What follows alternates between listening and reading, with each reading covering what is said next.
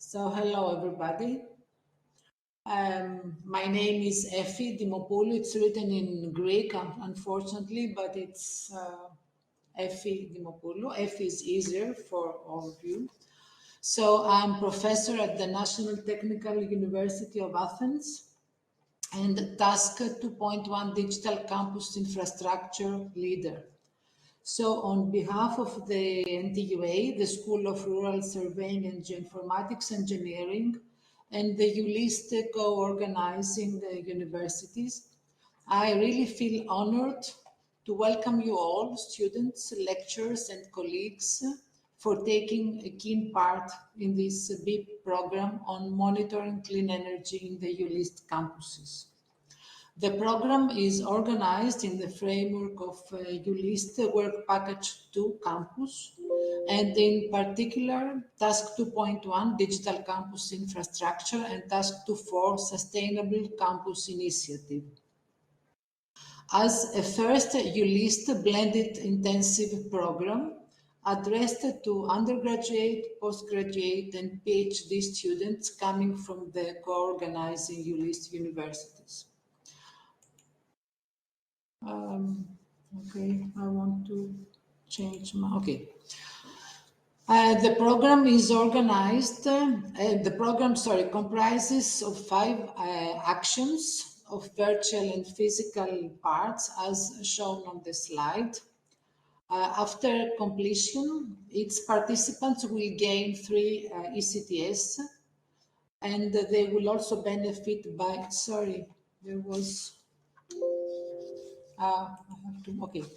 and they will also benefit by addressing environmental challenges, developing sustainable solutions, and building communication in a multicultural environment.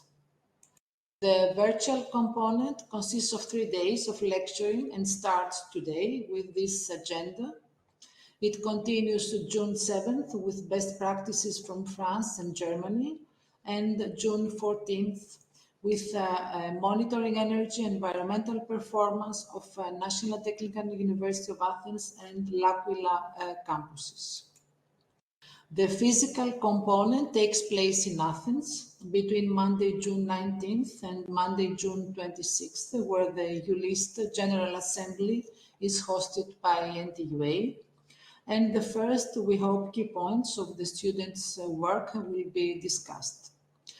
The Athens part includes academic lectures and discussion at the NTUA campuses, as you can see on the slide. In Patision, the historic NTUA campus in the center of Athens, Zographou, which is the central campus in the outskirts of Athens, and Lavrion, a technological and cultural park in old mining facilities, approximately 40-45 kilometers away. During the workshop, the students will work on team projects. The team's structure into groups and the project options will be uploaded to EULiST platform, and you will be able to visit them and see the content and your team partners.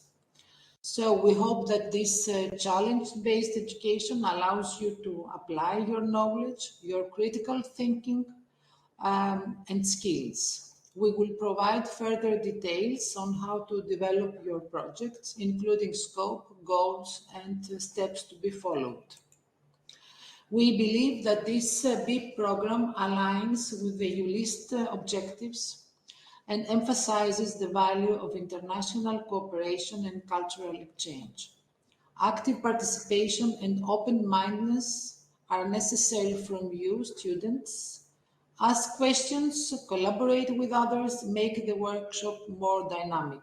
I am sure that after finishing this program, we will all feel enriched with knowledge in a cooperative, sustainable environment relevant to the objectives of the EULiST Alliance. So I welcome you all to the BIP program and hope that you all have a great time ahead. Thank you.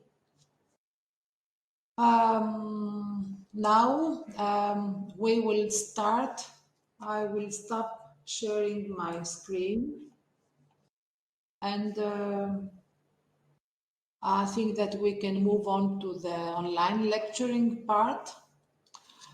Today, we will explore best practices in Slovakia and Finland on green and sustainable campuses. The presenters of this part are Peter Morgenstein. Is it Peter or Peter? Peter, I think. Huh? It's better, but I also hear to Peter. Okay. From the Institute of Ecological and Experimental Architecture at the Faculty of Architecture and Design, Slovak University of Technology in Bratislava. And then is Milan Husar, lecturer at the Department of Spatial Planning, Institute of Management at Bratislava Technical University. To have an overview of the whole workshop, at 15:35 we will have half an hour break, and we will move on to the Finnish presentations from Kati Koikalainen, if I pronounce it too well, from Sustainability Manager for LUT University, and Mika Luoranen, Associate Professor at the same university. They will present sustainable best practices from the LUT University campuses. So at this point, I would like to ask all presenters if they think if they find it wise for them to send some key points. I mean, for the presenters, maybe of next lectures in advance to enhance discussion with students. But okay, let's try today to activate this discussion. We hope that students will be very active in this online lecture. So that's all from me. Peter, the floor is yours. You can share your screen, unless anyone else wants to have a short welcome. Katerina, do you want to welcome because Katerina is the principal coordinator of EULiST. Good afternoon, everybody. I have met with some of you already. I'm very happy to be here, and I'm very happy that Professor Efi Dimopoulou has organized this BIP, which, as already mentioned, it's the first blended intensive program organized within the EULiST partnership. And we're all of us very much looking forward to the success of this event. Obviously, the key for this success are the lecturers and the students, and we hope that through your inspiring presentations today, you will instill to our students from all 6 universities the ideas for them to work on their project, but on a subject relevant to what is presented in these lectures, both online and physical component, for monitoring clean energy in the sustainable campuses of EULiST. Thank you very, very much, and I wish you the best of success. Thank you. Okay, so Peter, back to you. The floor is yours. You can share your screen. So I also would like to first thank to the organizers and thank to all the students who joined this BIP in order to achieve some new knowledge and to collaborate. I am sure that because we had some BIPs already at our university, and it was always a great pleasure when the people actually met, and there it was a group dynamics where you gain new partnerships, new possibilities to collaborate, new insights, because as I understand the situation, we are within this EULiST consortium, we are a big group of diverse people with diverse backgrounds. And this is so interesting. I'm very keen to see the results because it will be also for our university, the Slovak University of Technology in Bratislava, it will be very interesting to see the results, how you young people are looking at the problematics, what you are thinking about our aims, our approach, and I hope that in the end we will all benefit from these contributions. Now to the lecture. So together with Milan Husar, who is a friend and colleague from the Institute of Management from the university, we prepared a presentation. It is combined of two parts. I will present the first part, which is focusing on the sustainability at the Slovak University of Technology in Bratislava. And Milan Husar will afterwards present you the results and some basic ideas from a blended intensive program which happened just a few weeks ago in Bratislava, and which was focused on the energy positive districts. So they were looking for solutions for the Stuba campus in Bratislava and the perimeter of this area. So it will be hopefully very inspirational for you students as well. I would like to ask you if you have any questions or comments. You can stop me right away if you think so, or we can then have a part of questions as it is intended in the program. So I would just briefly introduce myself. I'm working at the Institute of Ecological and Experimental Architecture at the Faculty of Architecture of the Slovak University of Technology in Bratislava. And I'm architect. I'm working as also as a coordinator of university sustainability of such a smaller group which just recently started its activities. So we are at the beginning, and what I want to show you here is just maybe our initial approach, our thinking, and I would be very happy if we can discuss afterwards also with the partners and students. So the title of this part is entitled Stuba 2030 Plus as a carbonless university. So obviously, if you are deeper in the problematics, you know that carbonlessness is something which is not so easily to be defined and even less easy to be achieved. So that's why 2030 definitely won't be the date when we will be able to make it, but it would be ideal if we would do it right away, which is not possible.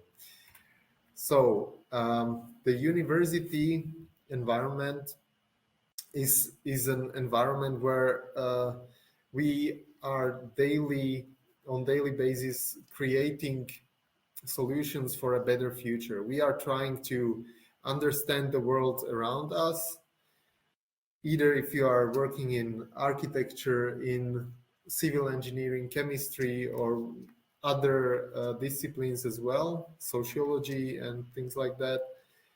You are always trying to understand the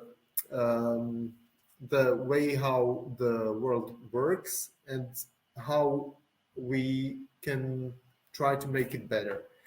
So that's something which is really at the core of the university, to create a better future.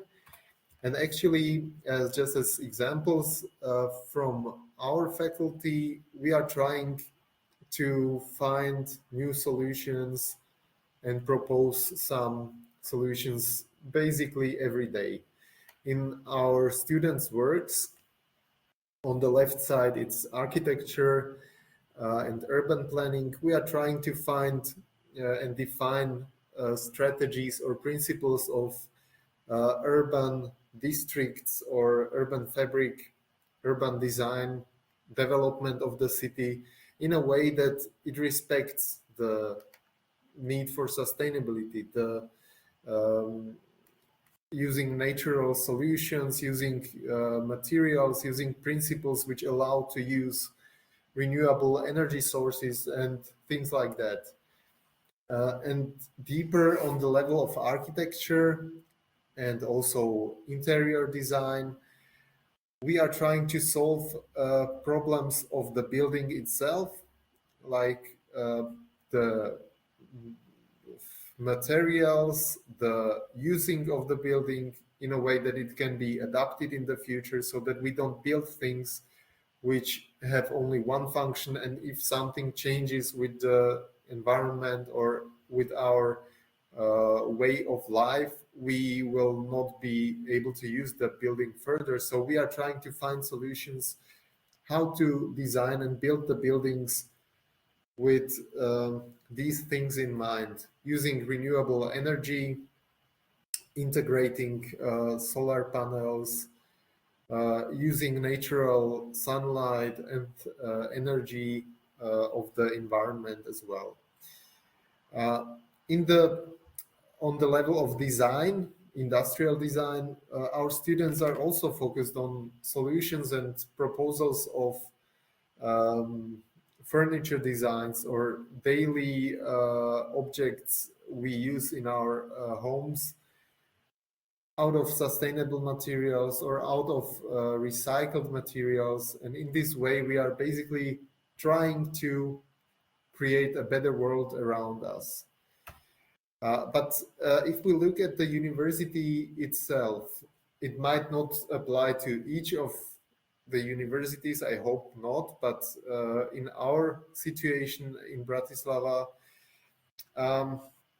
we are struggling in the reality of the everyday processes with low awareness of sustainability and of a low interest in doing things by staff or in processes, that the processes at the university are not as sustainable as they might be.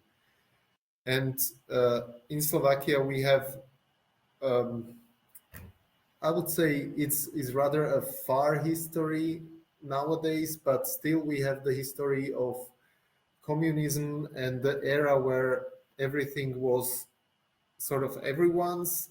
And that is the attitude that many people still have today, that they don't identify themselves with the university, with the things they do at the university, and they say this is the work or this is the institution, and I don't care because it's here, I use it, I don't mind how I use energy, how I use the spaces, what my attitude is. I'm doing it maybe in my home, but I don't care. And this is something which we need to change. Also, there is a lack of funding for implementation of some bigger systematic sustainable principles or solutions in the building design or some renovation of bigger extent.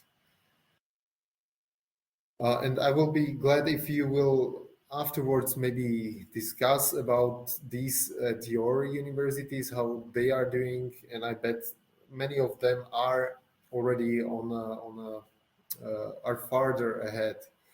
So what we decided approximately something about a year ago and something more, that we established a work group for university sustainability, which is located or which obliges to the agenda of one of the vice rectors. And the reason or motivation to create this this group was to establish a fundamental driving force in order to formulate the strategy of sustainability, to define the objectives and milestones where we do want to go, and also to identify tools we might use. Also, we want to launch the implementation and monitoring progress, which is necessary in order to see how we are doing, where we are going. And also trying to raise awareness about the topics, including different experts from praxis or also other interested people from the staff or students. So in that way, we are trying to anchor our position in an international network where we could benefit from it, and maybe EULiST is one of the examples how to approach it. So this work group consists of the core group and of the external consultants, and we defined a vision for the STU, which would be STU as low carbon, innovative, green, energy efficient, sustainable, decent and socially responsible institution, which is efficient in its use of resources and committed to the sustainable development goals as they are defined by the United Nations. So our strategy, broadly speaking, is to try to define a new prism for carbon footprint reduction and apply it in everyday processes to see and evaluate everything we do on our daily basis or yearly basis through this prism of lowering carbon footprint. So all the activities should be somehow evaluated and changed in order to comply. And also what I think is very important, as I said before that we don't have it here, we need to define a new sort of we, which at the STU would help to identify the staff and students with what we have here, with the buildings, with the atmosphere, and create a new community which is focused also on targeting the carbon emissions. So the goals were identified in these 5 areas or objectives, and they are protecting natural resources, encouraging green thinking and behavior, renovating and building in harmony with nature, purchase in accordance with ecological criteria, and research and teaching in terms of sustainable development. So you definitely probably know the UN Sustainable Development Goals. If not, then you will definitely be familiarized with them during this workshop also. And they provide an orientation which is worldwide, so to say. So any organization can identify with these goals and select specific goals, and then it's much easier to collaborate because the goals and the targets are predefined here, and we just try to find a way how to implement the targets in our strategies. So just briefly about the structure of the milestones, which must be defined a lot more detailed. But roughly speaking, first we have to define the mission, formulate and adopt the strategy officially. Then we are able to gradually raise awareness in a systematic way and engage staff and students through some tools which involve them in activities.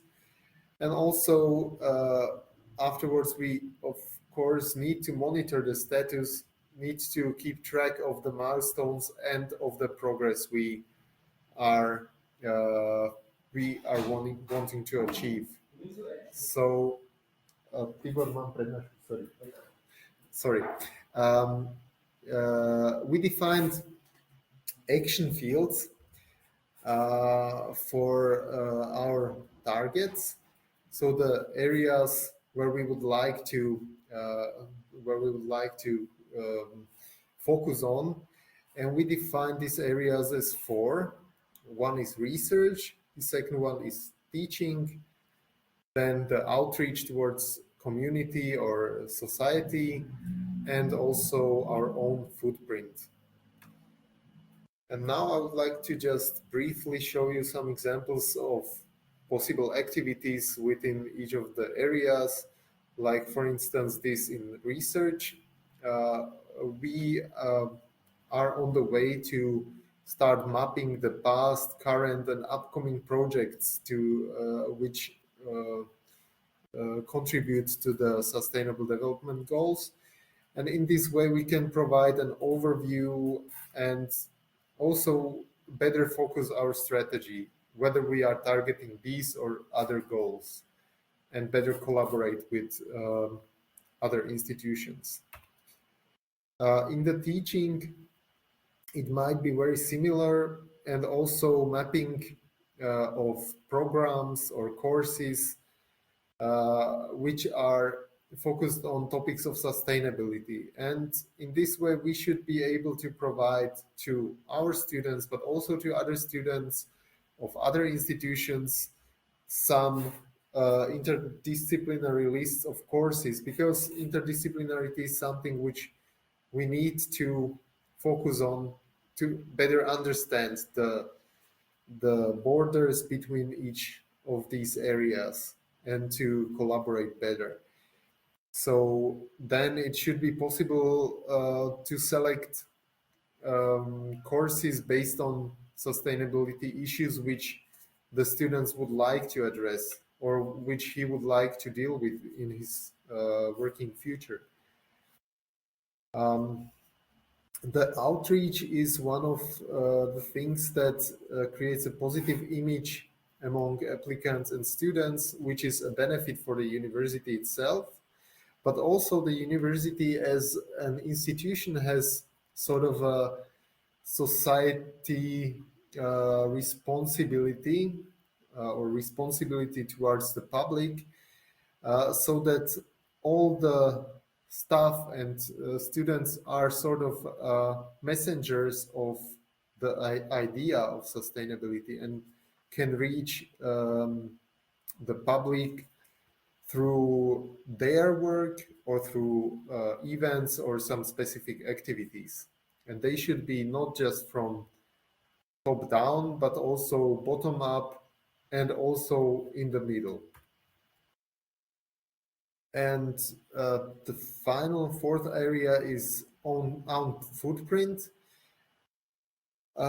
which, if you are dealing with this, is something which is really a thing which is not easy to monitor, because you have to know basically every activity in the university and evaluate its carbon footprint and see what can be done about this. And this process takes a lot of effort and a lot of time, but it can help to provide and to define the areas which we would like to address in order to lower the carbon footprint in areas or fields which are mostly relevant for the university.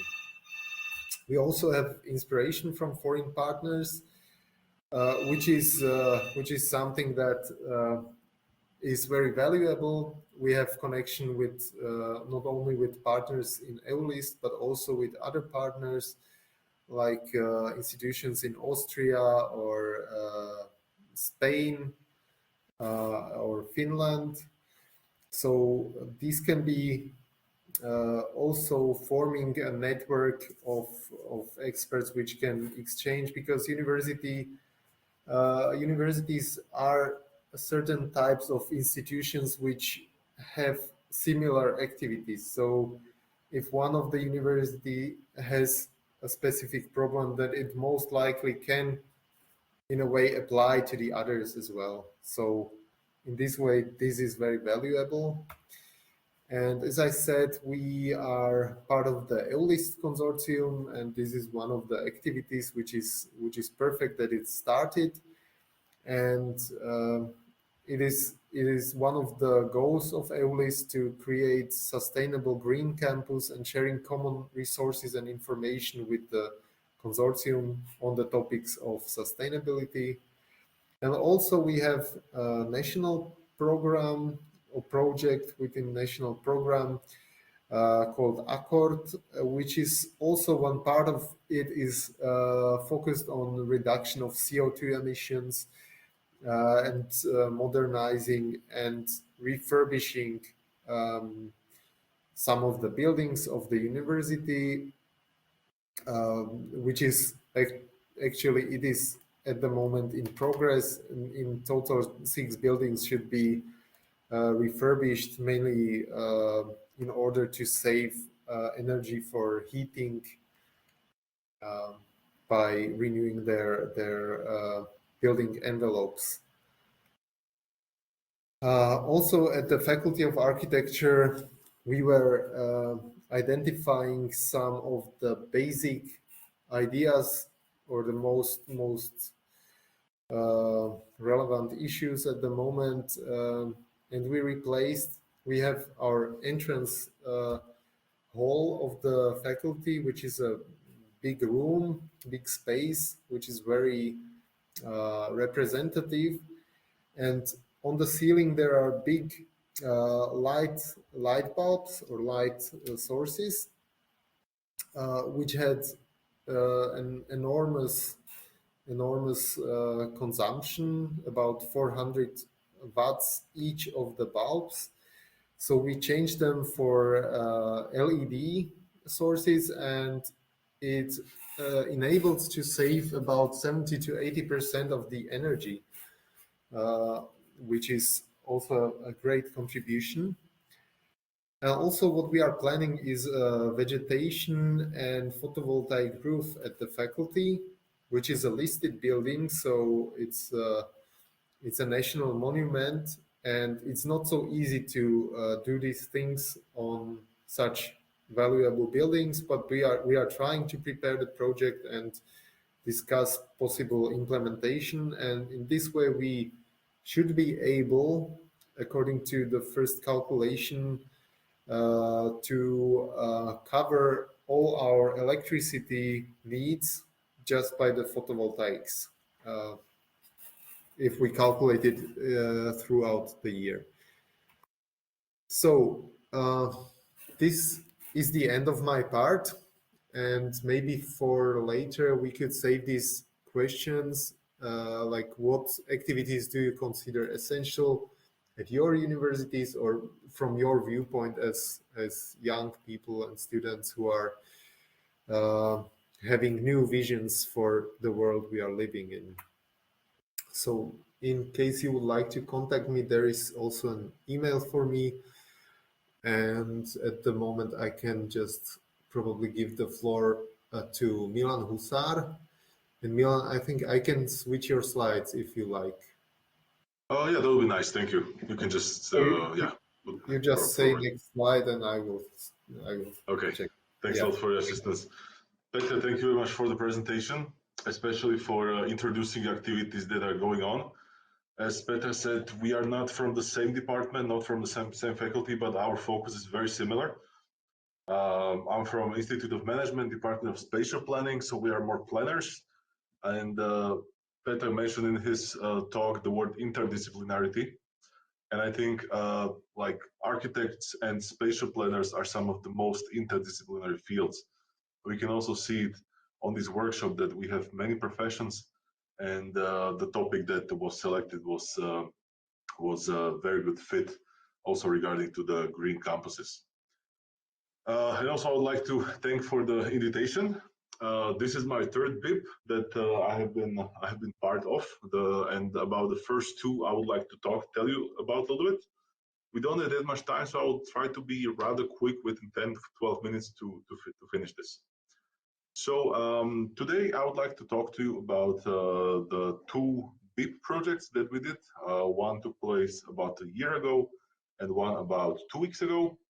So we used the funding, this great opportunity of blended intensive program from Erasmus+. And the topic for both was positive energy districts, which is very similar to the topic of this BIP, of these courses, of these lectures. And I'm quite looking forward to the outcomes. Next slide, please.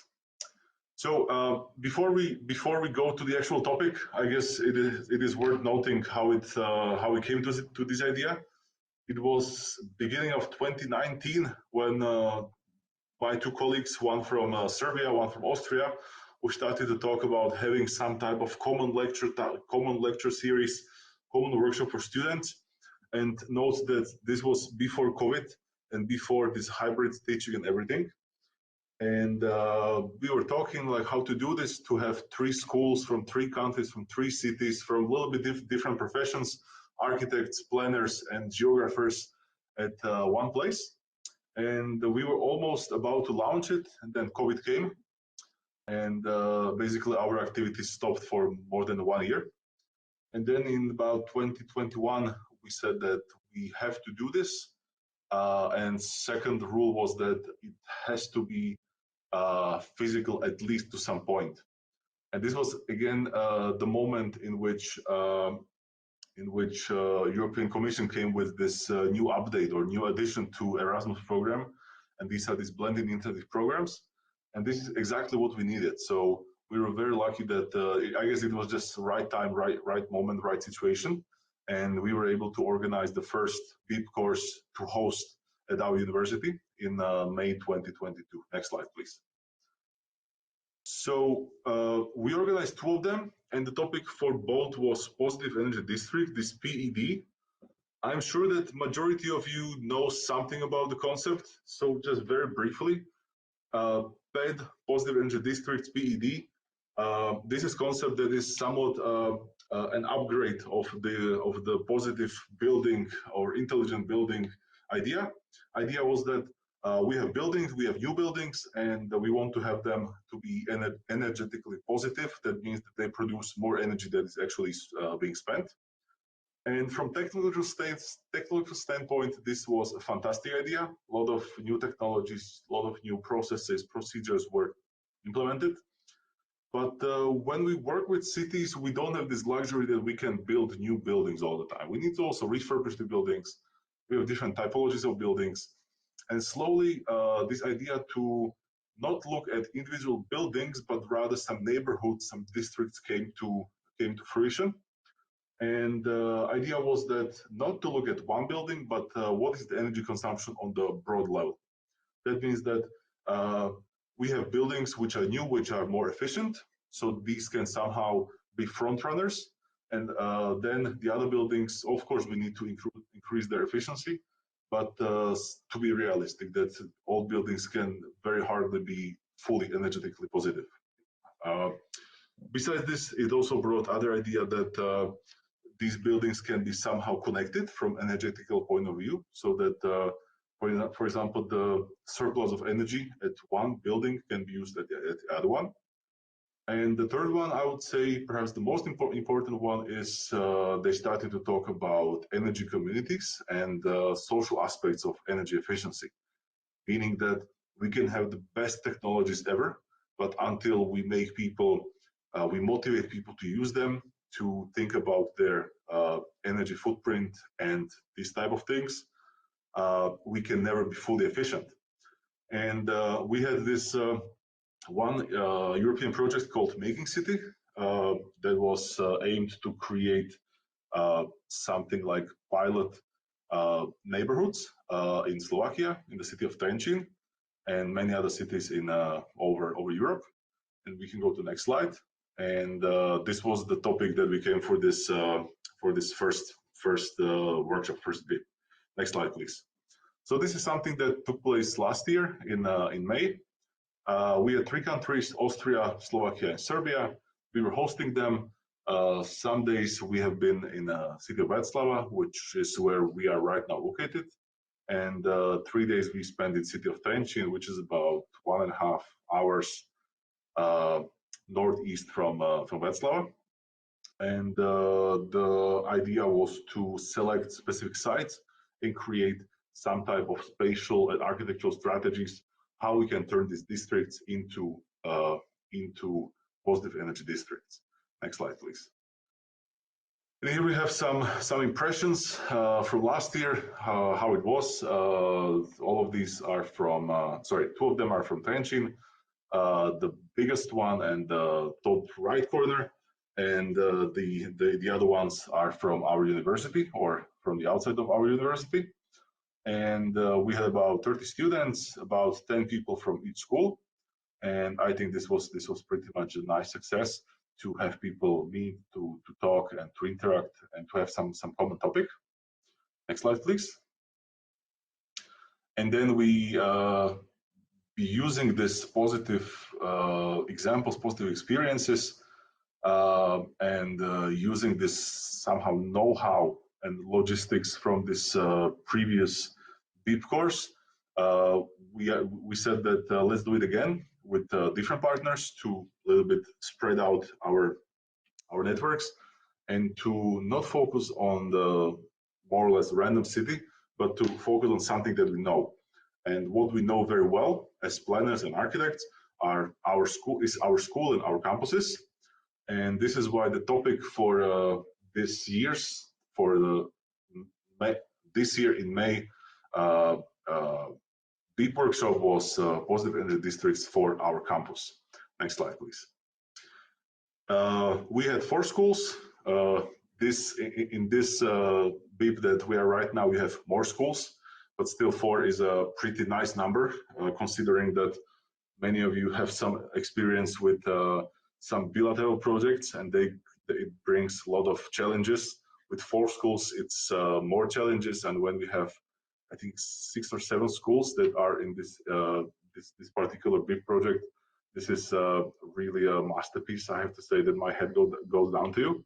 We had partners from Turkey, from Italy, from Torino, and from Poland. And the whole idea was simply to create a positive energy district program for our campuses. Next slide, please. What was the structure? It was actually very similar to what you are having. We had 3 virtual meetings. The first one, just like similar to what we have right now, was focused on getting to know each other, getting to know the topic a little bit of positive energy districts. And we did this thing that before we asked students to introduce themselves, which is somehow stressful for everyone, we wanted to show that the topic of positive energy districts and energy in general is a very broad topic that is not possible to define by some simple definition simply.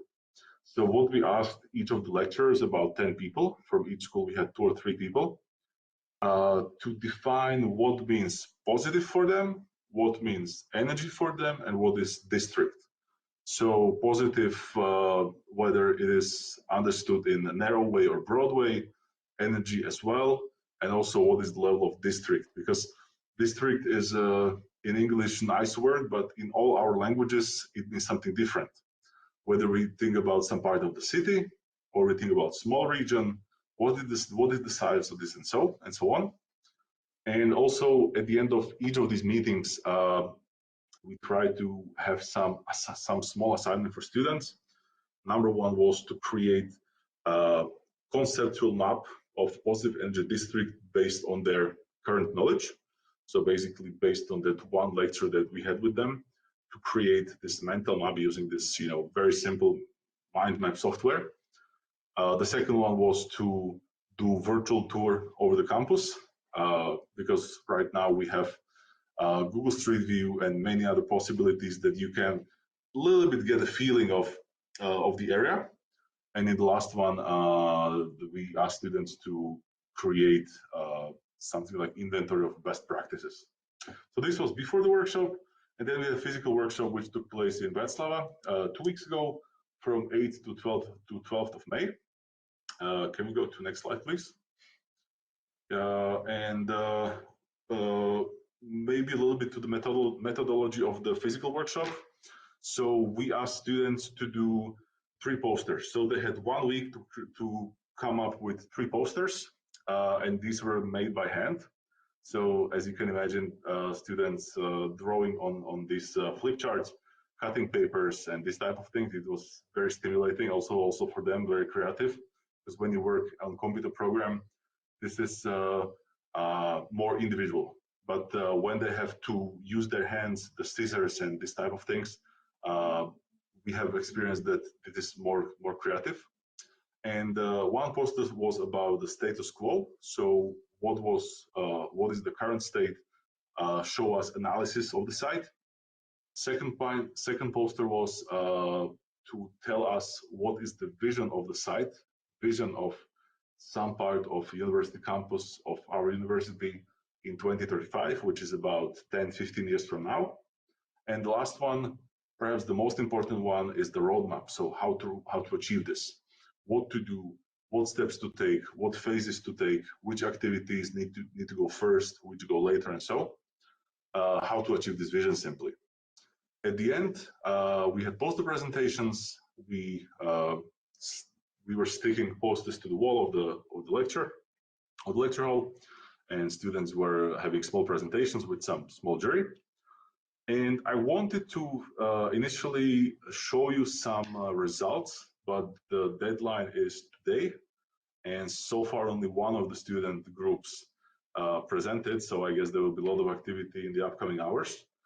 But we have technical reports, and I would like to finish by one thing that to show the connection between what Peter was talking about, this working group Carbonless University, and this activity. We want to make a package of all these outputs, so all the posters, all of these technical reports of what the students have been thinking about, what are the visions, and to share it with the working group of Carbonless STU, in order to maybe get some fresh inspiration. Because when you work on some topic for many months, many years, you have very narrow vision sometimes, and even this pretty simple student visions can be something that can bring some additional point of view for you. And I think we have one more slide there, which are some photos from it. Yeah, the selected photos wanted to show that there were some lectures. As you can see, students listening to someone. Then we had some student work, which is the top left corner, that how these interactions were taking place. Then we had some intern presentations. So I think this is it, and I would like to thank you for your attention. There's also contact on me on the next slide, and I'm sure that you have some questions for Peter and maybe also for me. So thank you for your attention. Okay, we would like to thank you both. You look very familiar to the BIP environment, and that's good for us. So you could support our effort. So it looks like that best practices require not only vision, but interdisciplinarity.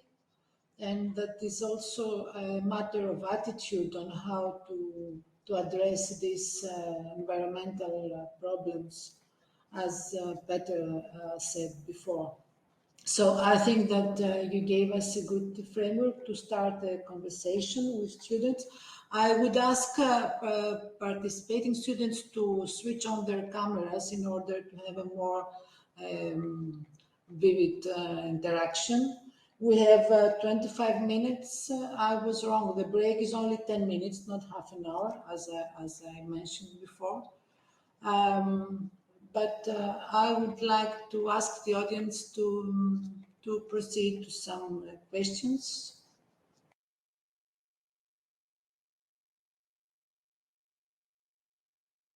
Okay. Who wants to? Katerina is the first to. No, Effie, if there are students who have questions, they are definitely the priority. So if there are questions from the students, obviously they have to give their question before us. Yes, okay. You can start your question, Katerina, and then we have time for questions from the audience, from students. Okay, I would like to thank very much Peter and Milan for their very exciting presentations. I have one question for Milan. I understand that the deadline for the students' projects, if you want submission, is May 31st. What I did not properly understood, maybe it's my problem, obviously it's my problem, is what was the time they had available? I mean, when the challenges were given to them. And the reason I'm asking that is because we are going to have a very similar, as you very well know, approach in this.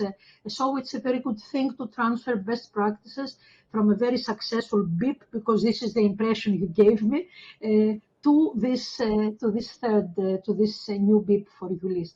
So how many weeks, if you want, the students have to there, and whether it was a teamwork or. Thank you very much. That was my question. Thanks for the question. The students had about 3 weeks to prepare these reports. The whole idea was that they were working on a project to create this vision based on their analysis and based on some previous knowledge they already had.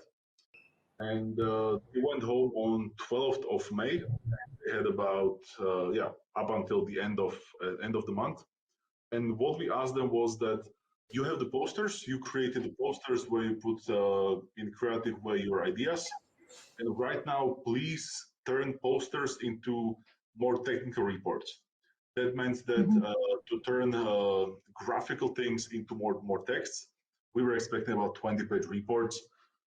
So I don't think that was too much work. It was a sort of motivation for them to meet at least once again the teams and to put it together. Regarding the teams, we had 6 teams from altogether 30 students, so 5 students per team. And what we did was that we tried to do it almost randomly. So idea was to have in each team students from one school, but we had 16 from 4 schools. So and from each school we had different number of participants. So that from 2 schools we had 20, and from 2 schools we have 5 and 5. So it was not fully possible, but the idea was to have as much diversity as possible, especially from the point of view of your school. So from which school you come from, but also gender and professions. Because we had planners, we had architects, we had interior designers, and one program which was called Digital Skills for Sustainable Development. So another very broad interdisciplinary field. So in a nutshell. Thank you very, very much. And Professor Dimopoulou did exactly the same with our teams in that specific BIP to be announced. Okay, thank you very, very much, Milan. Thank you. It was very, very clarifying. Thank you. One more question. Did you use, if any, digital infrastructure to this project, and how did you do it? Yes, we use Microsoft Teams, which is, let me talk personally. I really don't like that platform because it's very slow and not working properly. But it allows you to create virtual environment where you can have private channels. You can have channels for teams. You can have also included this communication technology, and also you can upload there some materials. So we went with it. It was working pretty good after you set it up and after you put all the students there, because not all addresses work, so that was a little bit of a pain. But after you set it up, it was good. So MS Teams we used. Okay. Okay. Are there any other questions or any comments or any remarks? Yes, may I add some comment or a question? Yes, of course. Go ahead. Well, I'm from Trenčín, so I know a little bit the situation in the Trenčín, and I was also a part of the project of the Positive Energy District for the city of Trenčín. But maybe for this introduction, it could be interesting to explain a little bit in more detail what should we understand under the terms positive energy and districts, because you put this question that it is quite important to define these three things. So in the concrete case of the city of Trenčín, what have you defined for a district, or how to approach this this topic? Could you explain it a little bit more in concrete?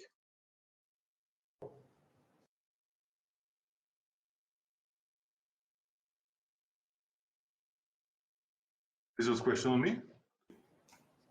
Yeah, it is a question. Okay, sorry, yes. No, because I thought that you would reply because you were one of the experts there. No, we did not I define. think it could be, sorry, I think it could be interesting for the other students, because it was really interesting meeting, and there were very interesting outcomes too. So maybe it could be interesting to explain it a little bit more in detail. Yeah, good question, definitely. We did not want to limit it in any way, really. Our idea was that to have it more organically or selected. So during the second virtual meeting, we asked students to do this virtual tour of the city, through this Google Street View and this My Maps application. And according to their perception, because 90% of them have never been there, well, not even in Slovakia, not even in Trenčín, we gave them free hand. So try to define what would be appropriate size and what would be like some location that you might like. And Trenčín is a small city, I think roughly 50,000 people, give or take. And it was very diverse regarding the size. I don't know the exact square meter footage or something like this, but the sizes were about, like, I don't know, a couple of thousand of people only, like really small areas. And then with the help of local experts, Renata here, also one of my colleagues who lives very close to city of Trenčín and who did several projects there, they little bit not like redefined, but a little bit adjusted the size in order to have some mix of functional uses. So not to have only residential buildings, for example, but also to have some public buildings there, to have some sort of a mix. Because if it was too monofunctional, then the solution might be, let me say, a little bit boring. But if you have more diversity, even the solution can be can have more variety, for instance. So we try to do this organic approach. And I have to say that it went surprisingly well. I was a little bit skeptical when it was proposed first, but students are very, very creative and very adjustable to this type of things.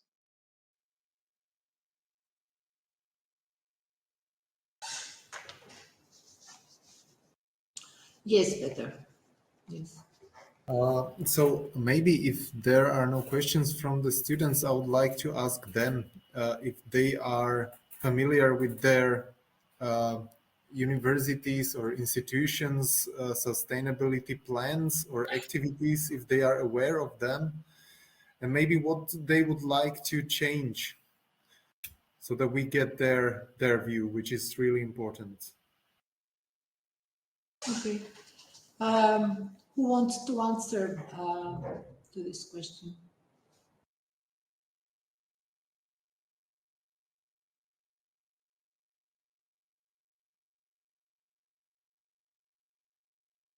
I mean, also, if you don't know about the activities or the strategies, just tell us, because that's also an answer.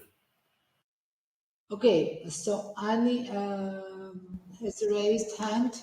Do you want to answer this question? Yes, so you switch your camera on. Camera? Yes, it would be better if we can see you as well. if possible, of course. So we're in a project with the three of you. Okay. So we're in a project at our university and we're learning about the stuff that is happening right now at our university. Utility, and we have the goal to 2031, I think. So yeah, it's quite similar.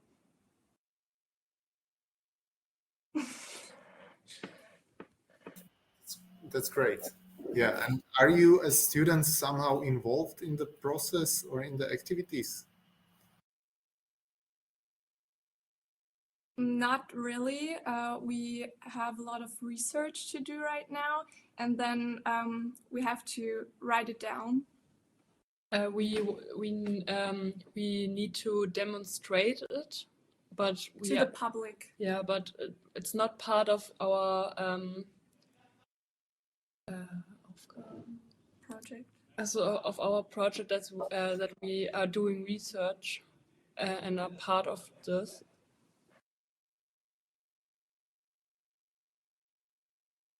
Great, thank you. What about the others? Simon Loss has raised his hand. Yeah, hello, I'm Simon from Vienna. I'm also part of our student union at the moment, and there I learned a lot about our research in sustainability, but I think the normal student don't know a lot about it because I mean, we have a general problem with communication of our research. In general, we have a problem to communicate our research and what we found out yet. I know there are many projects happening right now. For example, we try to reduce electricity. As a technical university, we are one of the biggest consumers of electricity in all over Austria, and to research how to reduce the power or electricity we need is a main research at my university.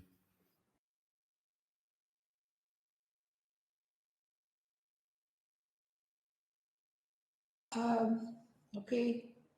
Also, Ayesha Sadika has raised her hand. You want to answer to this question?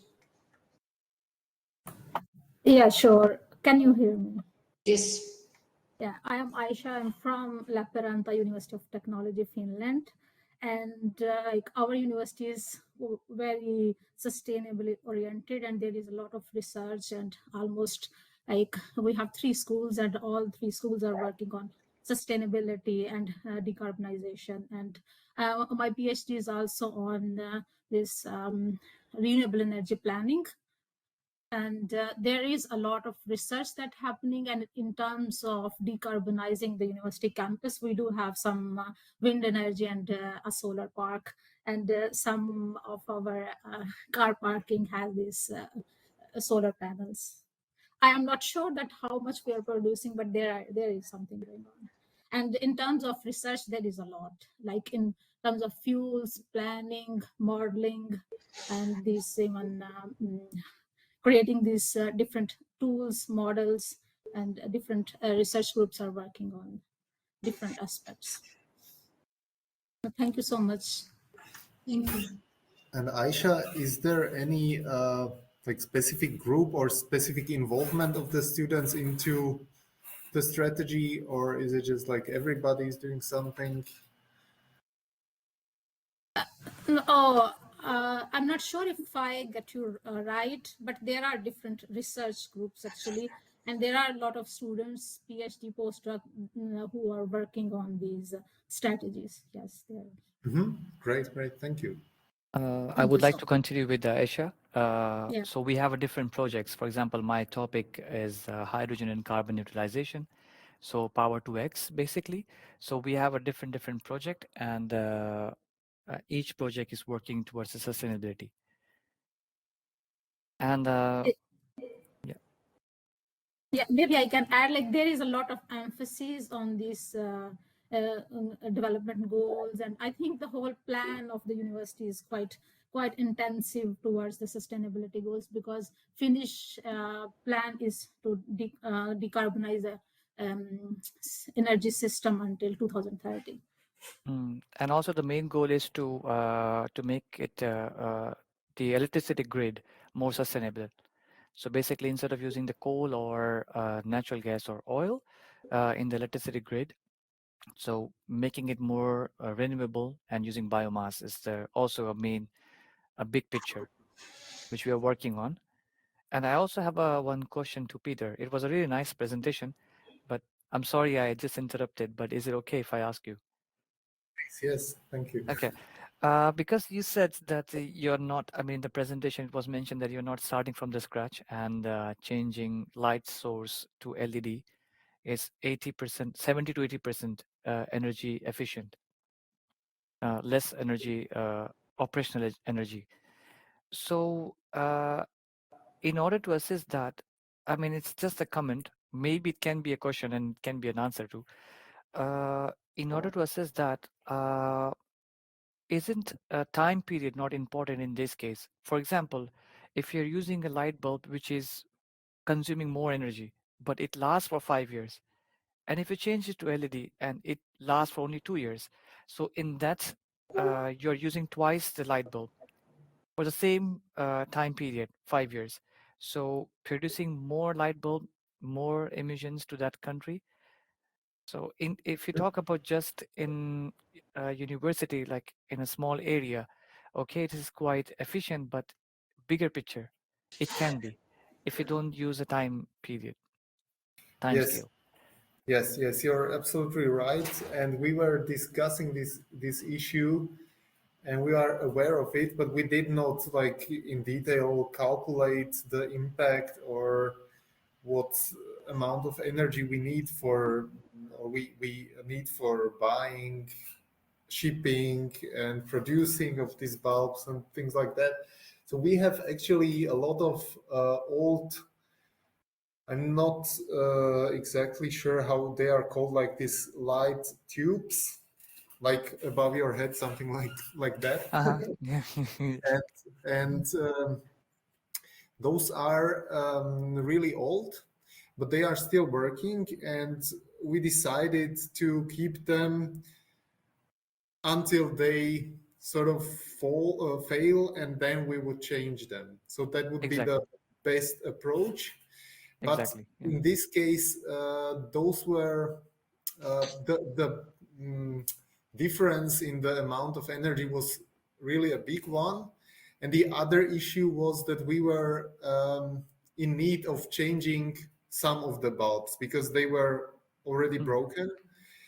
And as this is representative hall, we wanted to do it in one light color and everything to be as one design. And also the ceiling is like 8 meters high, so it was the decision that we do it now. We cleaned the lamps and we changed all the bulbs, even those which were not at the end of the lifetime, but at some point it made more sense in this specific case to change them at one, because then we would have different color spectrums and things like that. Thank you. But great question and great thinking about that. Thank you. Thank you. Katerina Adam has a question. Thank you very much, Effie. I have a question for Gulam and Aisha. So this question is not addressed to the lecturers, but to the PhD students, I understand. I understand that a number of the participants in this BIP are PhD candidates, working obviously on projects and on theses that are similar with with the topic of the specific BIP. I think it would be very interesting, I think, for the physical component of the BIP, whether you could give a short presentation of your research work.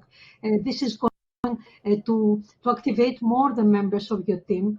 And with this opportunity, and I hope that all students are today with us, I would like to invite, we're going to send you officially an invitation. The ones of you who are actively involved in research projects or who have a specific, you're working in a project maybe as RAs, it would be very, very interesting if you could send us a very short description, an abstract if you want, of the project that you are active with, because if we are going to discuss it obviously in the organizing committee, but it would be interesting if we could allow some time in each of the 5 days of the physical component to your presentation, especially at the first days, so that would facilitate the project teamwork.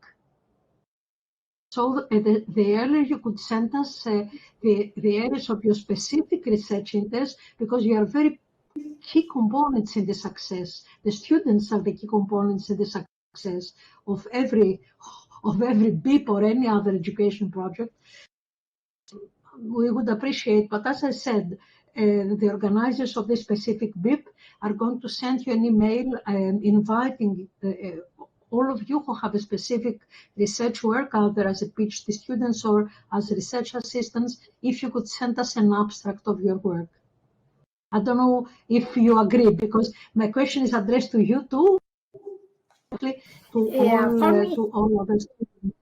For me, it is okay. I would like to share my research, and I have some very interesting research on the aspects of gender and low carbon transition. So I would like to share that. For me also, it's okay. Gulam said about LCA, actually, in your way, you described the issue of LCA, a life cycle assessment, because, okay, maybe a specific lamp might have lower energy consumption, but what is the life expectancy? What are the critical materials? And all these are very new things. Yeah, Environmental program declaration. I would also share my presentation, yes.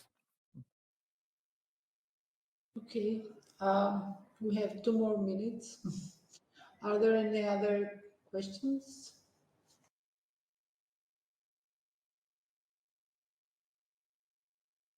If not, I would like to thank the presenters for their very interesting presentations, and also the participants, the students that were active in this session.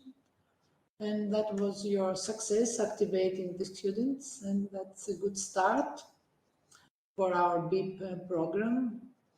I don't know if you want to add anything more, or just I would like to ask you to send us your presentations in case you haven't done it already. Do you want to conclude or to add a last word in this session? Well, I would just also like to thank to those students who were active, who showed that we are actually involving the right students, and that hopefully they will inspire each other, and on site in Athens that it will be a great time for the students, enriching time. And I would like also to speak to the students who maybe do not have the experiences yet, or they don't know how they would contribute. It's also good to just think out loud, to discuss things. It's basically a safe environment. Nobody would judge you, and use this time just for your future and for enriching yourself. It will be a great experience, also from what I know from my past and from the activities we had. So talking to each other is really good. Exchanging is really good. It also can help you maybe to see where you might go for a student exchange, or where you would like to focus on in your future student works or even jobs afterwards. So I would encourage everybody to make the most of this workshop to come. So thank you for your participation and active contributions. Same from my side. I 100% agree with what Peter said. Have a good time also during these virtual classes, but especially when you will be in Athens. I hope that you will make some friends there. It's always cool to travel around and then suddenly know that, yeah, I know this guy from Athens, for instance. And because, you know, most likely in 20 years, you will not remember the lecture itself, but maybe you'll remember some people there, your classmates, hopefully some of the presenters here, but definitely this is rather about this. So good luck, have a good time, and I hope that you will also learn a lot. Okay, so once more, we would like to thank you. Now we have a 10 minutes break, and I don't know if you stay with us, otherwise we'll be in touch. And I don't know if you join the General Assembly or the physical presence part. Okay. But Peter and Milan, we're going to send you all pictures, and obviously they're going to be uploaded in the website that we have in the EULiST course we have. So you'll be able to see how successful this very first presentation was to activate students' interest. Really, really great. Thank you. Okay. Thank you. Thank you. Bye bye. So we'll interrupt for 10 minutes and then we'll be back. Thank you. So we are back. I think that almost all students are with us.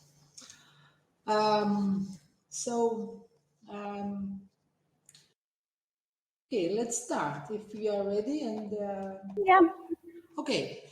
So as mentioned before in my welcome note, this second part of this today online lecture is about best practices in Finland and sustainable campus. So we have with us, and she's the first lecturer, the first presenter is Kati. Help me in your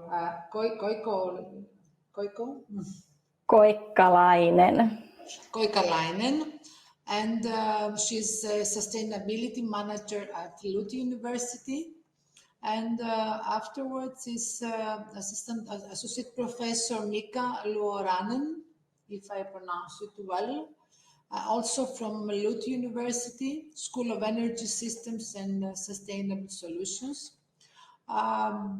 We are, Kati, the floor is yours. You can arrange the presentation time among you and Mika. And so then we have time for discussion on interaction if it works. So the floor is yours. I will first start. I will tell you a little bit more about LUT University and also how we think and deal with the sustainability in our university. So I have a wider perspective about the sustainability. And then Mika will continue and focus mainly on the campuses also. So as you already know, we are from Finland, and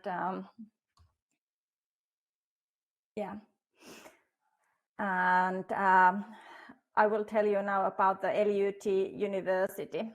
I'm also working as a sustainability manager for LAB University of Applied Sciences, and these two universities are together a LUT group, and we share a lot of targets together. We do a lot of cooperation together, and all of our support services, for example, are for both of these universities. But let's see a little bit about the university. The LUT University is quite small university. We have about 7,000 bachelor and master students and about 400 doctoral students, and we are not even 60 years old yet. We get our funding from Ministry of the Education. About half of our funding comes over there, and the other half comes from supplementary funding, like from companies and research project founders also. Nowadays, we have a little bit over 1,000 staff members in our university, and we really call ourselves as an international university. And I really underline that one, because we have nowadays 98 different nationalities in our campuses. So very international students and also staff members in our university. And nowadays, about 1/3 newcomers, students, they are coming outside from Finland also.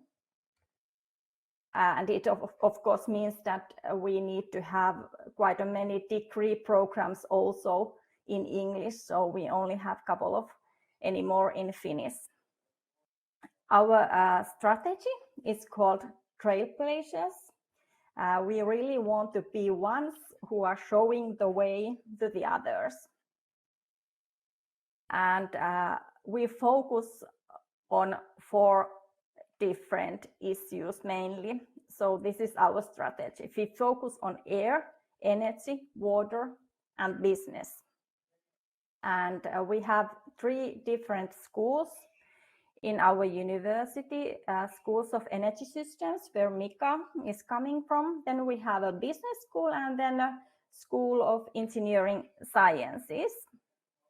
And when we do the research about the energy, we focus on transition to a carbon neutral world.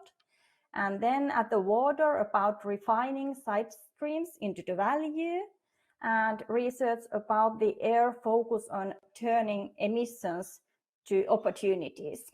And then our business school is focusing on sustainable renewable of business and industry also.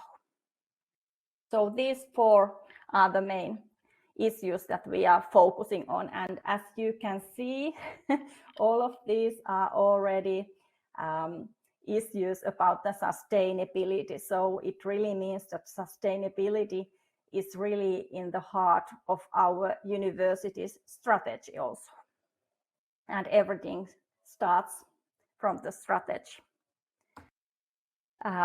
Our university, we have 2 campuses located here in Finland. The main campus is located in Lappeenranta, where I am sitting at the moment. And as you can see from the picture, the university campus is located next to the Lake Saimaa, and the nature is so close in our campus that it is, of course, the nature is, of course, important for us to take care of the nature which is around the campus. And this Lappeenranta campus, we are very happy to be located in Lappeenranta, because the city is also green city.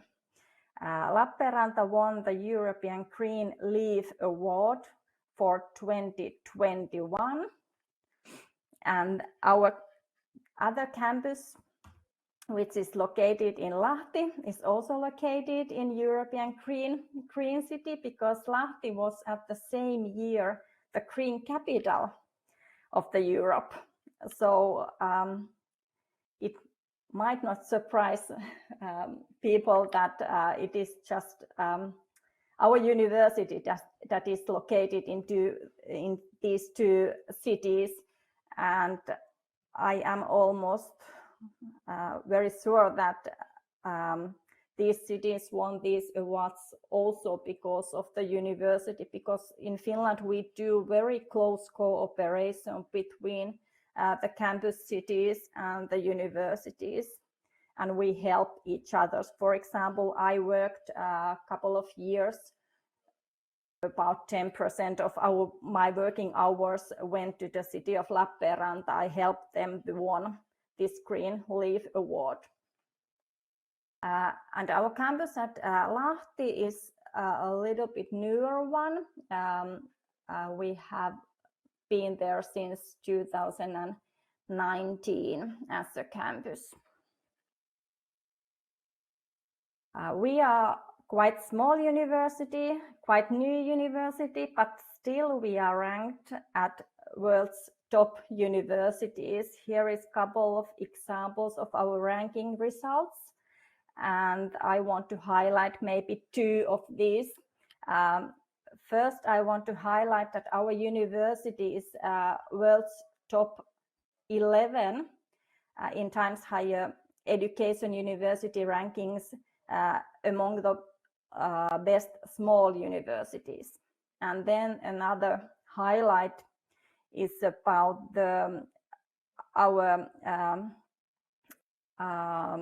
how we are ranked in the Times Higher Education Impact Ranking.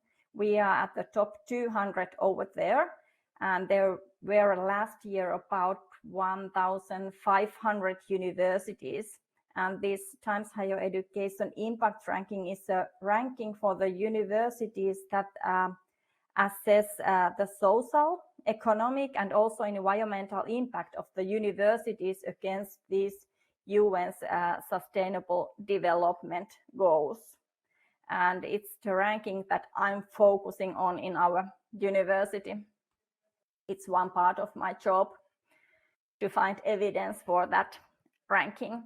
And also happy to say that last year our university was ranked in 9th position in the world in terms of climate action, so SDG 13. And this is really something when we think about that there were 1,500 other universities also over there, and we were at the position of 9th. And what they are asking in these impact rankings, how do they rank the universities? I want to show you a couple of slides about that so that you understand what they are asking from us, what we need to do, what kind of evidence we need to share for these rankings. And these are also concerning about the green campuses or sustainable campuses also. For this SDG 13, to climate action, the metrics and indicators over here. You can see that there is a metrics and indicators for research and also for the education. And I can see that as a positive impact, as a handprint. And then there is metrics and indicators for our footprint, for our negative impact to the environment. And they are asking, for example, how we track low carbon energy use, how much we use the energy as a total, and how big share of that is low carbon. And they also ask about the climate action plan. Do we have it, and do we share it with the others? So is it at the websites, for example? And they also ask about the calculation of the carbon footprint, and they assume that we are using the greenhouse gas protocol for calculating that carbon footprint, and we are using it here in our university, but Mika will tell you more about that, about those calculations. And then another example about the SDG 7, about the clean energy, what the ranking is asking from us. Again, it's asking from the research and also our positive impact to the community. But then they are asking more specific questions from the campus, and especially for the buildings, about the energy efficiency in the buildings and how we are going to upgrade this one. And then they are asking about the carbon reduction and the emission reduction processes. What do we have, and what kind of plans we have to reduce our energy consumption, and also the identification of energy wastage. And of course, the metrics about the energy use is how much it's used at the campuses. These kind of things they are asking from us. And these were only 2 different examples. And as you know, there is 17 different SDGs in these Sustainable Development Goals.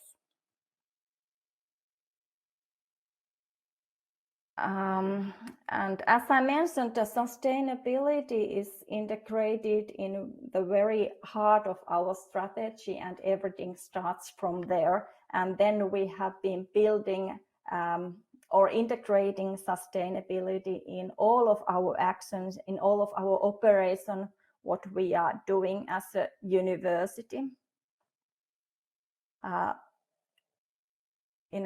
During the couple of years, we have selected these 7 SDGs that we are focusing mainly. Of course, we are collecting the data, how we impact in each of 17 SDGs, but these 7 are the ones that we really want to focus on. So it means that we drive our research to focus and making the positive impact for these 7 SDGs. And then, of course, it means that our education is also focusing on this, because we educate what we research. And these are selected mainly. You can see the link between these and our strategy. There is this water, there is energy, there is business and air also. So these are quite clear for us. Then we have put quite big targets for ourselves. LUT University's target is to be carbon negative by the end of 2024. So no one is asking this from us. It's our own target, and it's coming quite soon. And Mika is the one who's also working for this target, and Mika's research team. But we have done a lot of work beforehand.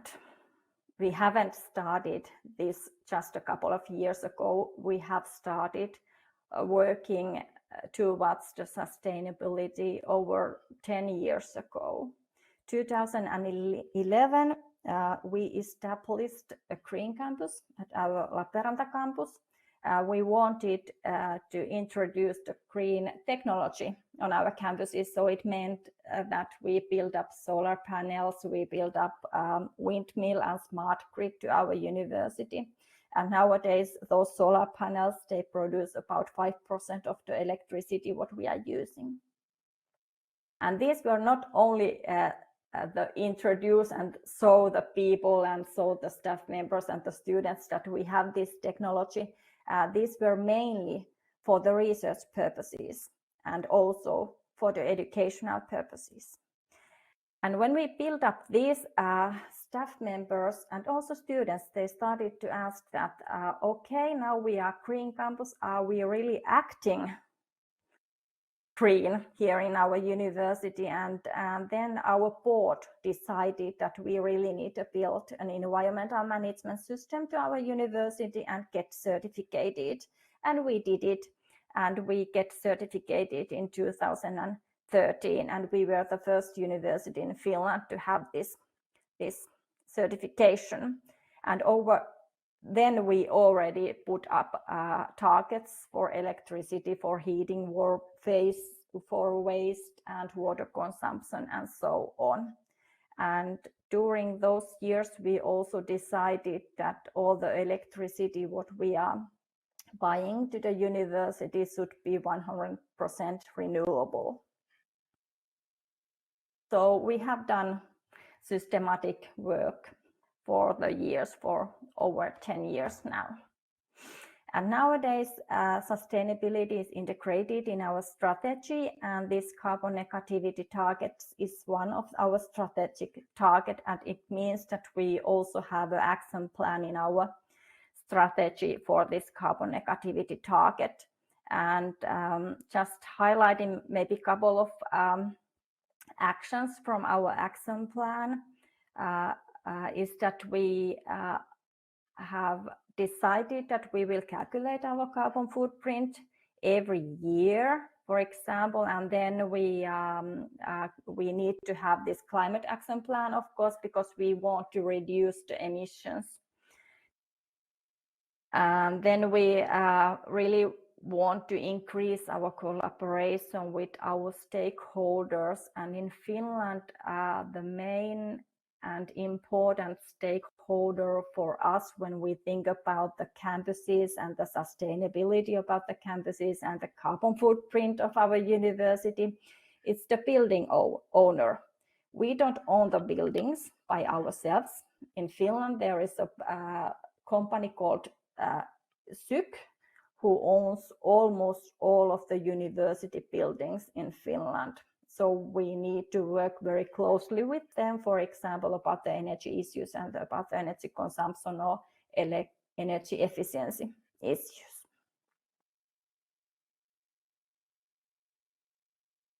As a university, we have committed quite a many commitments. And just to raise a couple of those for you, the most important ones from my point of view, UN's Global Compact, and then the SDG Accord, which is for the universities, and also Race to Zero campaign, which is also for the universities. And here in Finland, we also have the common thesis of sustainable development and responsibility for all the Finnish universities. And of course, it is the one that we all need to be committed here in Finland. And I will show you a couple of aspects from that a little bit later on. But quite many commitments we have done, and it means that we, for example, need to report every year about our sustainability for these networks also. Not so much about this. You can find, if you want to read more about our sustainability and about these 3 pillars of sustainability, you can find the information from our sustainability report, but we are not talking only the sustainability through the UN's SDGs, but also through these 3 pillars also.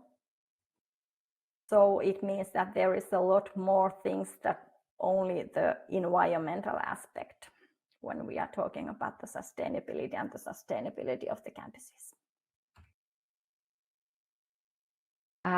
I mentioned that we built up our environmental management system somewhere between the years 2011 and 2013. And nowadays, it's not anymore only the environmental management system. Nowadays, it is our sustainability management system. So it means that we have been integrating a lot of more different things inside that management system, and not only the environmental aspects. And we are collecting data every year, and our management team check how we are doing every year. So this is really a circle about from these 4 plan, do, check, and act aspects. What kind of targets we have over there, and what are the aspects in this management system? And as you can see, there is 4 different things mentioned over here, and one of those are sustainable campuses, but we also have set up targets for sustainable scientific research, and also for our sustainable academic education, and also for social interaction. So campuses are only one aspect, and the target for sustainable campuses in our management system is, of course, the same one what we have in the university strategy. It's the target to be carbon negative in 2024. And over here is the list about the targets which are included in this thesis on sustainable development and responsibility in Finnish universities. And as you can see, there are also these same kind of aspects, the research and the education, but I highlighted in green those which concern also the campuses. There is a target that campus activities are in line with the sustainable development goals, and then there is also a promise that Finnish universities will follow the principles of carbon neutral circular economy in their activities, and also we take concrete measures for foster biodiversity also. But this kind of things, I don't know if other countries have the same kind of a thesis for whole the university sector in that one specific country, but here in Finland we have this for the university side, but also different theses for the universities for applied sciences.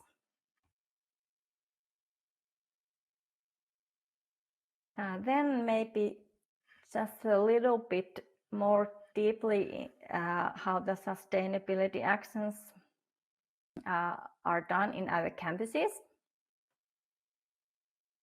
I will not tell you more about the carbon footprint. The Mika will tell you more, but I will focus mainly on the climate action plan, what we have made, because we really want to decrease our carbon footprint as much as possible. And we have made a climate action plan for the years 21 to 24. And there is targets and actions for the cars, what we own, for business trip, for electricity, heating, waste, food, and commuting. And now let's go quite quickly through what kind of activities and what kind of targets we have over there. And I try to pick up those which mainly focus on our campus life. So at this first slide, there is this waste, and we really want to promote waste sorting on the campuses and find how we can do it better, how we can improve it. And it also means that we need to increase the awareness with the students and other stakeholders also. Then there is a target for district heating and also targets for electricity. And especially this district heating aspect is the one that we work very closely with the owner of the buildings, because as I mentioned, we don't own the buildings, so we need to work together, and we cannot do anything, we cannot do so much by ourselves, but then it is our building owners who can do more. And then for the electricity, we have a target to increase our self-sufficiency in electricity production. We have those solar panels, and we would like to have even more if possible. And then we also want to decrease our electricity consumption.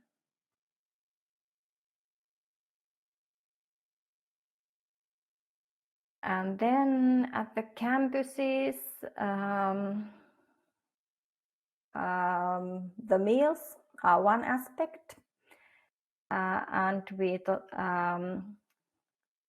we really want to find solutions to reduce the carbon footprint which comes from the campus restaurants. And at our campus restaurants, we, for example, have already bio-waste scales for staff and students, so we can every day see how much bio-waste we produce, and then there will be a smiling face or not a smiling face. It depends how much food you put in the bio-waste bin. Then we have targets for commuting, not so much about that right now. And I have mentioned many times about the cooperation with the stakeholders, the owner of the buildings, but also with the campus cities.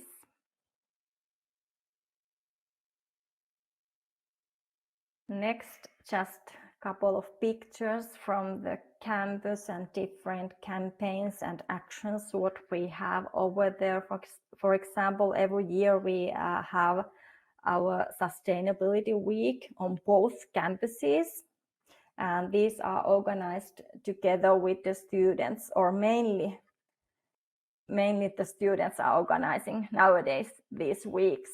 And we also organize different kind of workshops for the students and also for the staff members. And one of the workshops is about the carbon footprint, your own personal carbon footprint. You can calculate it, and you can try to find what kind of different activities, actions you can take to decrease your own carbon footprint. And then there is a we go for the nature to pick up some trash from there, and also every year we plant a tree for every new student here in Lappeenranta city. But I think that this was mainly the most I wanted to share with you, and Mika will continue.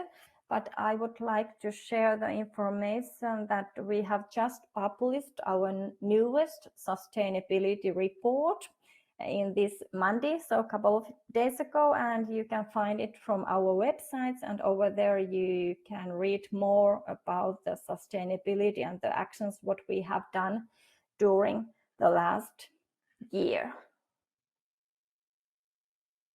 Yeah, I think that was my part, and then we switch to Mika. Yeah, okay, so basically my view is that I hope I'm talking about exactly the same thing that actually Kati was talking about, but I have a bit different angle on the same thing. But basically it's all about energy efficiency and sustainability. And my plan is I don't have that many slides, but my plan is first to show everyone that how simple is actually to be energy efficient and sustainable. And then right after that, I will continue by complicating things, because we have this thing called the real world around every theory. But okay, so let's start with this. And this is how I'm an engineer, so this is how I tend to think. So it's a very simple thing. So we have a campus, or we have a simple single building.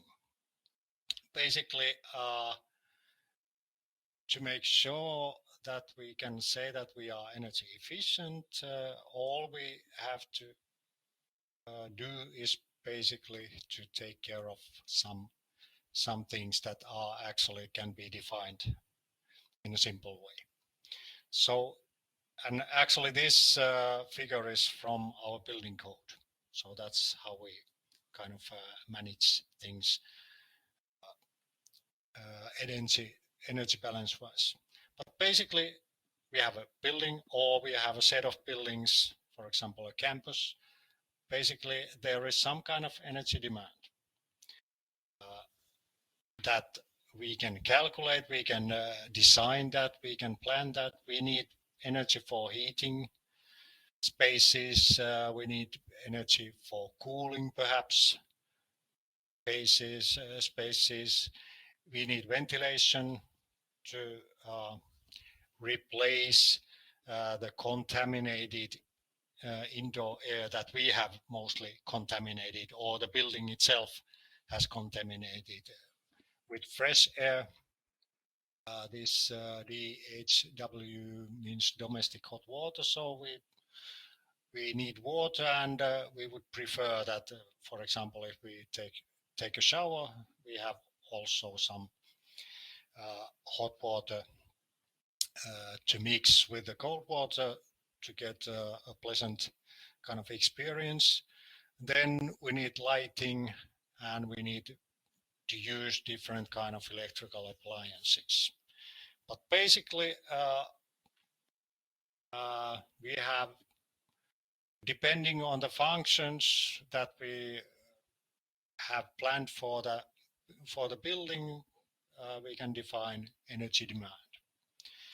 So we need to get that energy from somewhere, and basically what we use energy in two different forms. So it is heat or then electricity, and usually those, at least from my point of view, so my background is in HVAC and then energy technology. So electricity and heat are two very different things, even though they have the same unit. We use for energy watt hours, and for heat output or electrical output we use watts, but actually those are very different in this respect. Then we should also, to be energy efficient, we should be aware of what kind of gains we can get, or what kind of special loads we have. For example, solar gains, actually in Finland, it means that during springtime we can utilize sun's heat radiation to kind of minimize our energy demand for space heating. During summertime, of course, actually it will be a load. So the more heat we get inside the building, more cooling we have. So we have to be able to do something for that. There's always heat transmission, or in most cases there's heat transmission through the envelope of a building, because in all those situations that we have when we have a different temperature inside and outside the building, so there will be heat transmission, and the direction is then kind of determined whether it's colder outside or warmer outside than inside.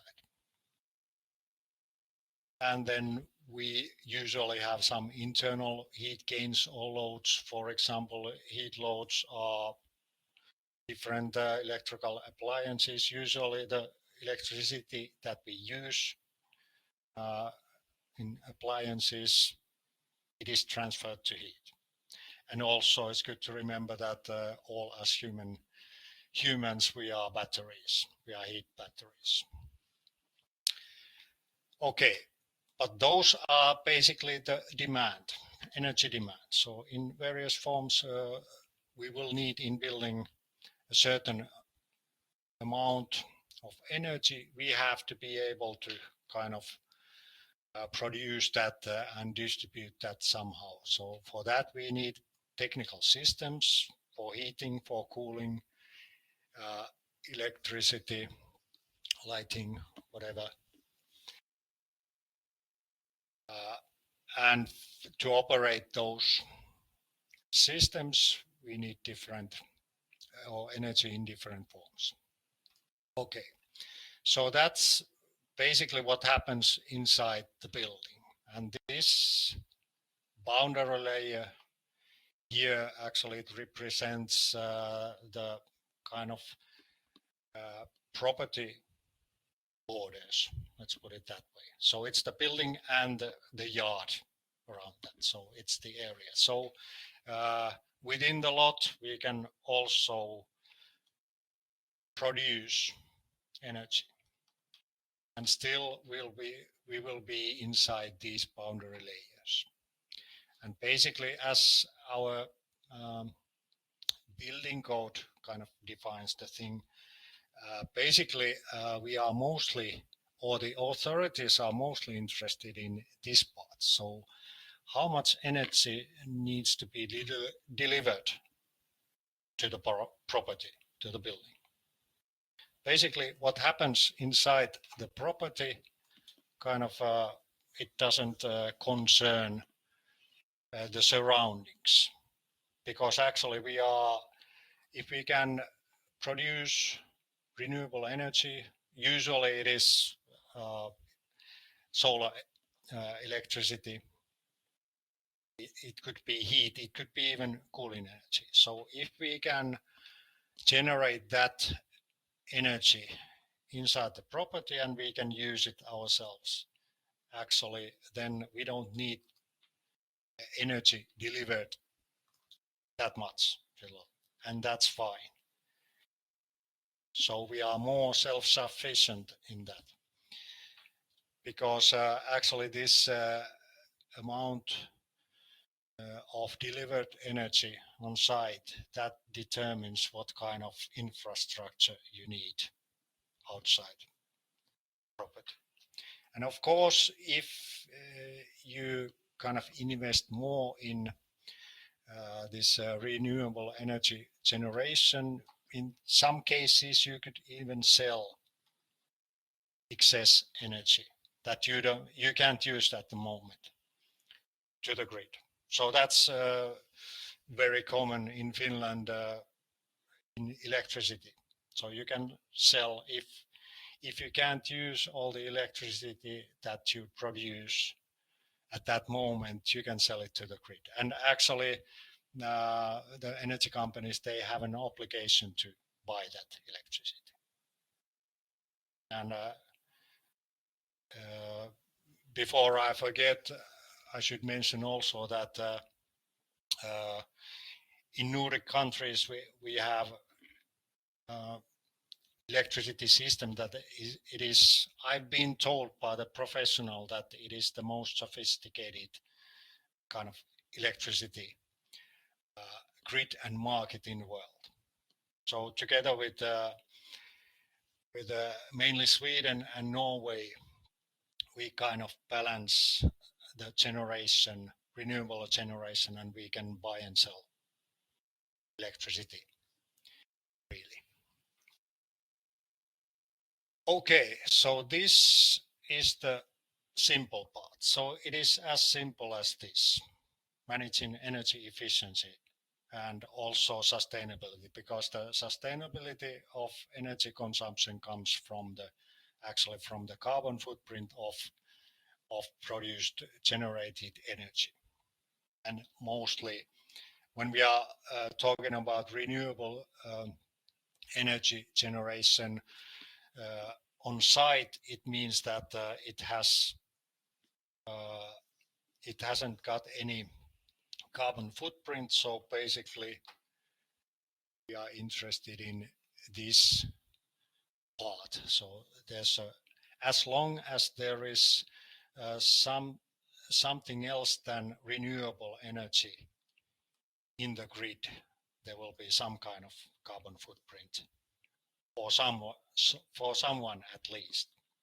Okay, but let's continue. I could probably talk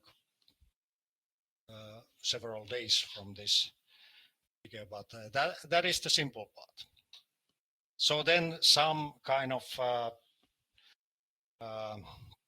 restrictions or some requirements that we need to take care of. So, okay, so this is if we have a kind of constant situation going on, so it's very easy to deal with this.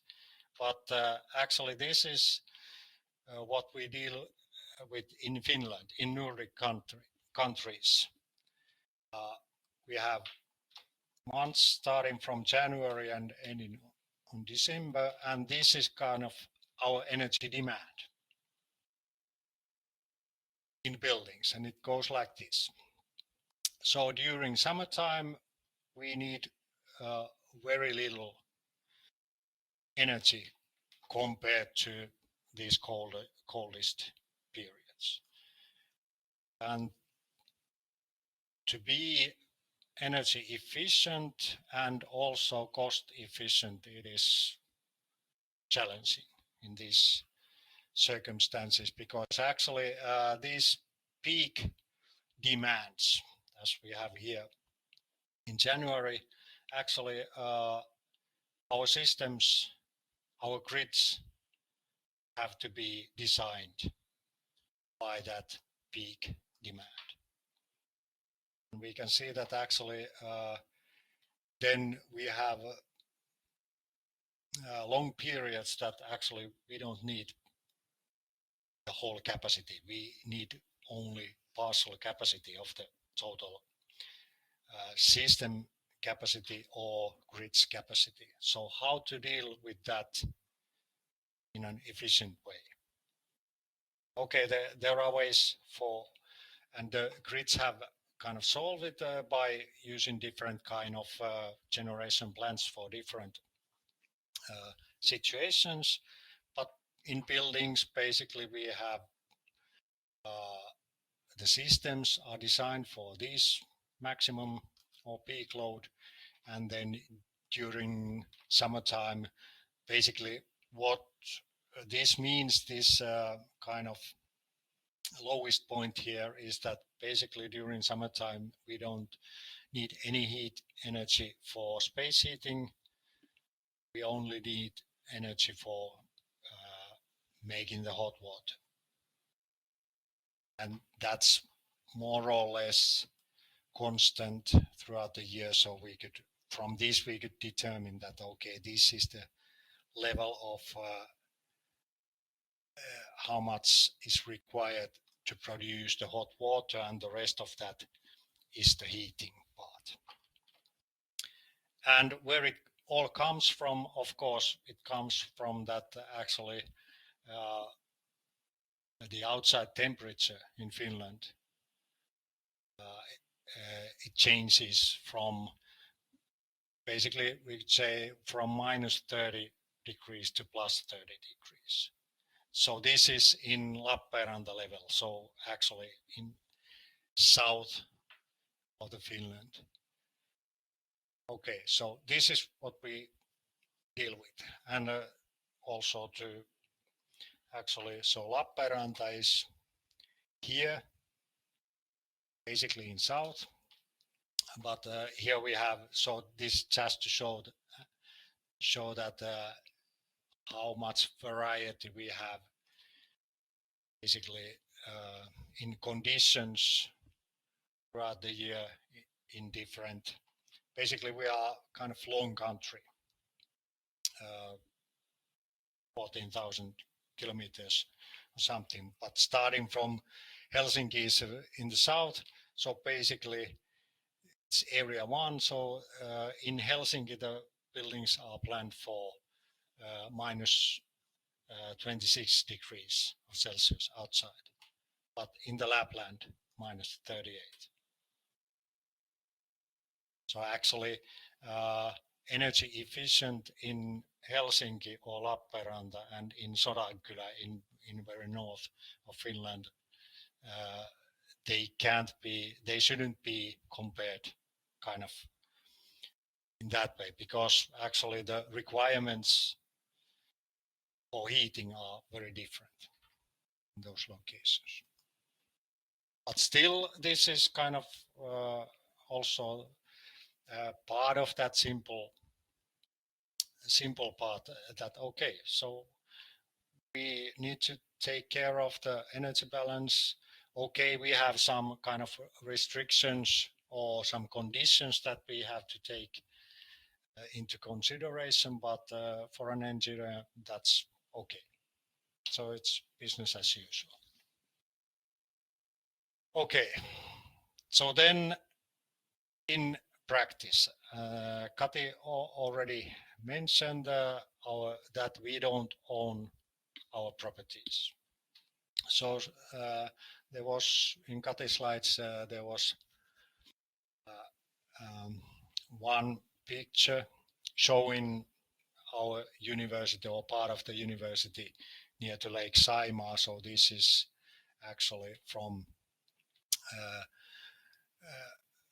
the bird's view on thing, just to separate that we have 7 buildings or building phases as we used to call them.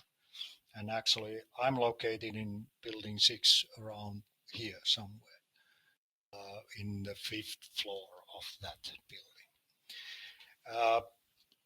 Basically it goes so that at least building 1 was established first. So I think it was 1974. So our university started operating in 1969, but the first building on this side was finished then. And then basically continuing from there, the second one a bit later. I think the third building was around 1990 or something. This building 6, it was in the turn of millennium, and the 7th is then a newer one. So also we have buildings with that are built in different times, and different times usually mean, or at least for the past 15 years or so in Finland, they have meant that, okay, different actually building codes and requirements for energy efficiency. In Finland, we started to make those kind of radical changes in energy efficiency requirements for buildings around 2008, I think. Since then, there have been kind of significant change in the requirements. So, and of course, actually building 1 has been renovated. Also, building 2 has been already renovated, so they are modernized. And I think that probably the next one will be building 3. Okay, but back to the kind of operational environment. So I just put it for the lack of better term. I digged from somewhere the Holy Trinity. So there are 3 parties in our energy efficiency and sustainability management also in practice. So there's our university, we are the users of the buildings. Actually, we are not using this building 4. We used to also be a customer in there too, but I think Kati mentioned already that we are trying to also kind of evaluate what do we need. So if we don't need some space, then we shouldn't actually rent that. So to be as efficient using the spaces, that's our target too. So as a result of that, the building 4 isn't in our use. So it is in use. Actually, it's used for children. They go to school. Yeah. Okay. But we are the user of the buildings. SYK, so the University Properties of Finland Limited. It's the official Finnish English name for that. Actually, it owns the buildings, and it was founded to own university buildings outside of Helsinki metropolitan area. So actually its main function is to own university buildings. And LUT owns a part of SYK. So actually the universities are shareholders in that, and also there is then one larger also university building owner, but actually it's operating in Helsinki metropolitan area also, and then it operates also with other buildings.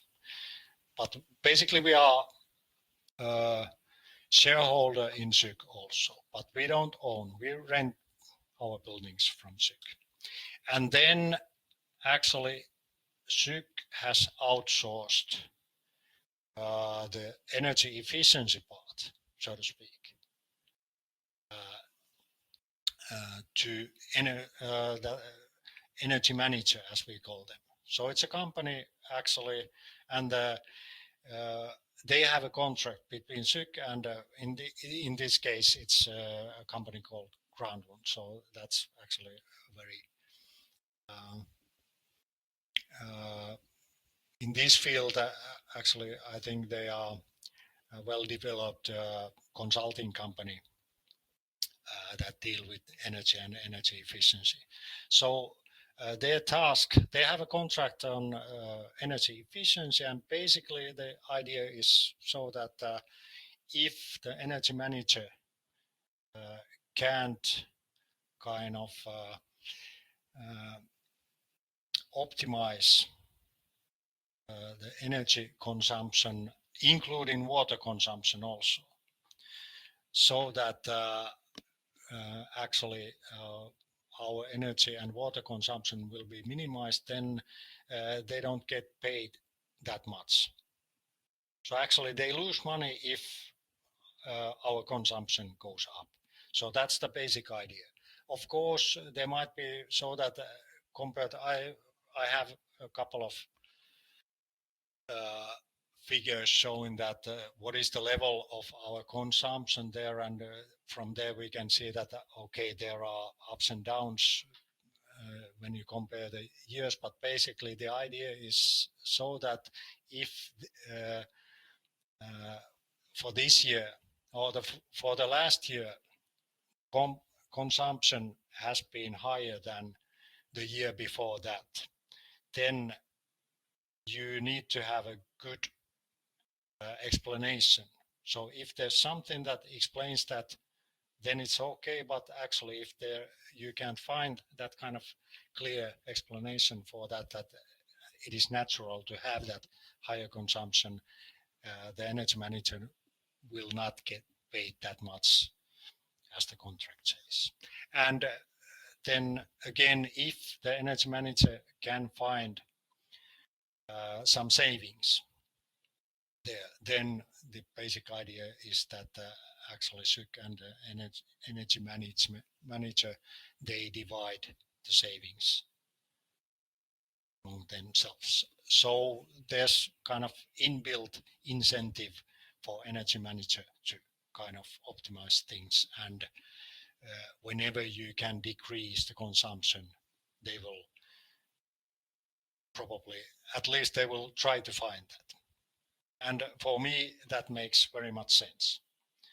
But this is kind of, I've noticed that in many cases for so-called outsiders, it has been hard to understand that, okay, this is how we deal with here. So I think this, to my understanding, this kind of SYK company role is not very common in other countries. So in many cases, universities own their own buildings, but we don't own, we rent. But actually, also we can't, we need, whenever we need the spaces, we are kind of forced to rent them from SYK. So we can't rent them, our spaces, from anywhere else. So that's also kind of a special feature in that. But okay, so that is the operational kind of environment in which we operate on daily basis. 7 buildings, as I mentioned. So basically, building 4 is not in our use, and actually, basically, one of the buildings, building 6, where I'm located at the moment, so it's not owned by 6. So that's one exception to the rule, but it is not owned by LUT either. So there is a different company owning that, but the system is the same. Energy-wise, district heating energy. So in Finland, we use district heating basically whenever it's available for large public buildings or similar kind of buildings.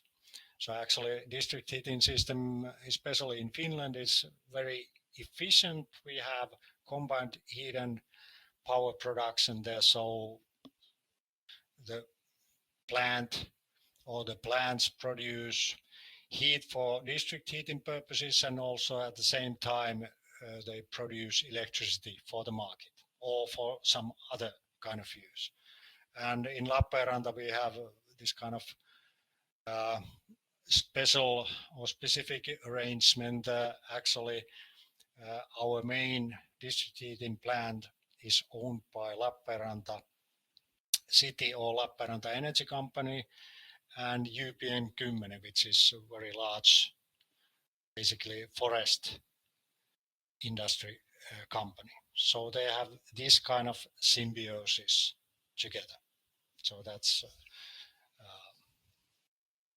kind of out of the ordinary there. But district heating is included in the rent. So actually, SYK has the contract, and then we will pay for our heating in our rent. For electricity, we have our own contract. So we purchase electricity from Nord Pool, and basically it is renewable. So it's green energy, green electricity that we use. So it's been kind of assured by a contract that, and then they will kind of make the annual balances match, so that actually that share of what we use annually then is taken from the actual renewable energy generation. And then, as I mentioned, the kind of energy efficiency part comes from the energy manager. Okay, so that is how we kind of, as a group of operators, how we manage our energy efficiency. But actually, we don't have to do that as a university. We can concentrate on what we should be concentrating on: research and teaching. Basically, research tries to find ways to do things more efficiently all the time. And when we have kind of optimized the energy consumption, then okay, when we are happy with that, and I could say that we are pretty happy with the situation that we are in now, because actually I can say that this kind of operational system or hierarchy kind of, in my mind, it kind of guarantees that we are operating in a feasible way, kind of with the conditions, boundary conditions that we have. Because as I mentioned, these buildings that we have, building 1 has been renovated, building 2 has been renovated, building 3 not yet, but it will come next. And when that we reach that point that we will renovate that, what we or what SYK will do at that moment, they will decide also that, okay, how should the energy efficiency be improved? But it doesn't make sense to kind of try to improve that in large steps in other occasions. So we need kind of this kind of checkpoints, and the renovation plan is good for that. So we will do whenever we know that we have to do some big things anyway, then it's the time to change. So we will wait, but we are, in the meanwhile, we are actually pretty happy with that, because we know that actually the system that operates there now, it is optimized, as optimized it can be. Okay, but when and if and when we are happy with the energy kind of consumption, that okay, we are in a good level, that we are efficient in what we do, then the next question is that, okay, is the carbon footprint kind of issue, is it taken care of, or how can we deal with that? Because actually that is what we should be dealing with. So it's the climate change, and actually when we reach that point, hopefully sooner or later, but we need to reach that point that basically all the energy that we use will be renewable. Then actually we don't have to worry about carbon footprint at all. And basically we, in that situation, probably we don't have to be so concerned about being energy efficient anymore. So if we learn to utilize the solar irradiation, we only need 1% of the total irradiation. So actually, if we can learn to deal with that, so that we can afford and we have enough natural resources to do that, we don't have to be efficient anymore. But in the meanwhile, it makes sense to also be efficient. But about carbon footprint, basically SYK compensates LUT's share annual. So actually they calculate for the buildings. So that is because they rent the buildings. So the buildings and the operations that are kind of connected to the actual buildings, SYK calculates the carbon footprint for the buildings, and then they will compensate those. So actually then we are kind of carbon neutral by that in these buildings. Okay, but before we go to the carbon footprint, Kati mentioned, look, Green Campus started more than 10 years ago. So what is it actually? So it's kind of to my interpretation, or my interpretation of that is that actually there is the actual campus, and there is also all that we do. So all the research, all teaching, somehow mixed together. But basically we have the campus. We used to have a wind turbine, but actually it doesn't exist anymore here. So it kind of went outdated. So this figure is old in that sense. We have solar panels. Last time I heard, the output was between 500 and 600 kilowatts. But as Kati mentioned, that actually we can produce with those something like 5% of our annual consumption. So even if we kind of added more and more solar panels, all the roofs be full of those, basically all the walls, still we couldn't be self-sufficient. Yeah, we can of course try to add that, but we have some Also, we are doing research with different kind of batteries. So these are mostly in our laboratories. So they are some kind of test rigs. So actually, they don't contribute that much to our kind of overall balance, but we do research on them. Also, actually, we can produce hydrogen out of sun. Not very much, but still. So that's also research. But actually, Power2X is one of our. It is certainly the fastest growing research area, but actually it is getting stronger and stronger. And then different kind of other kinds of storing energy, flywheels, and so.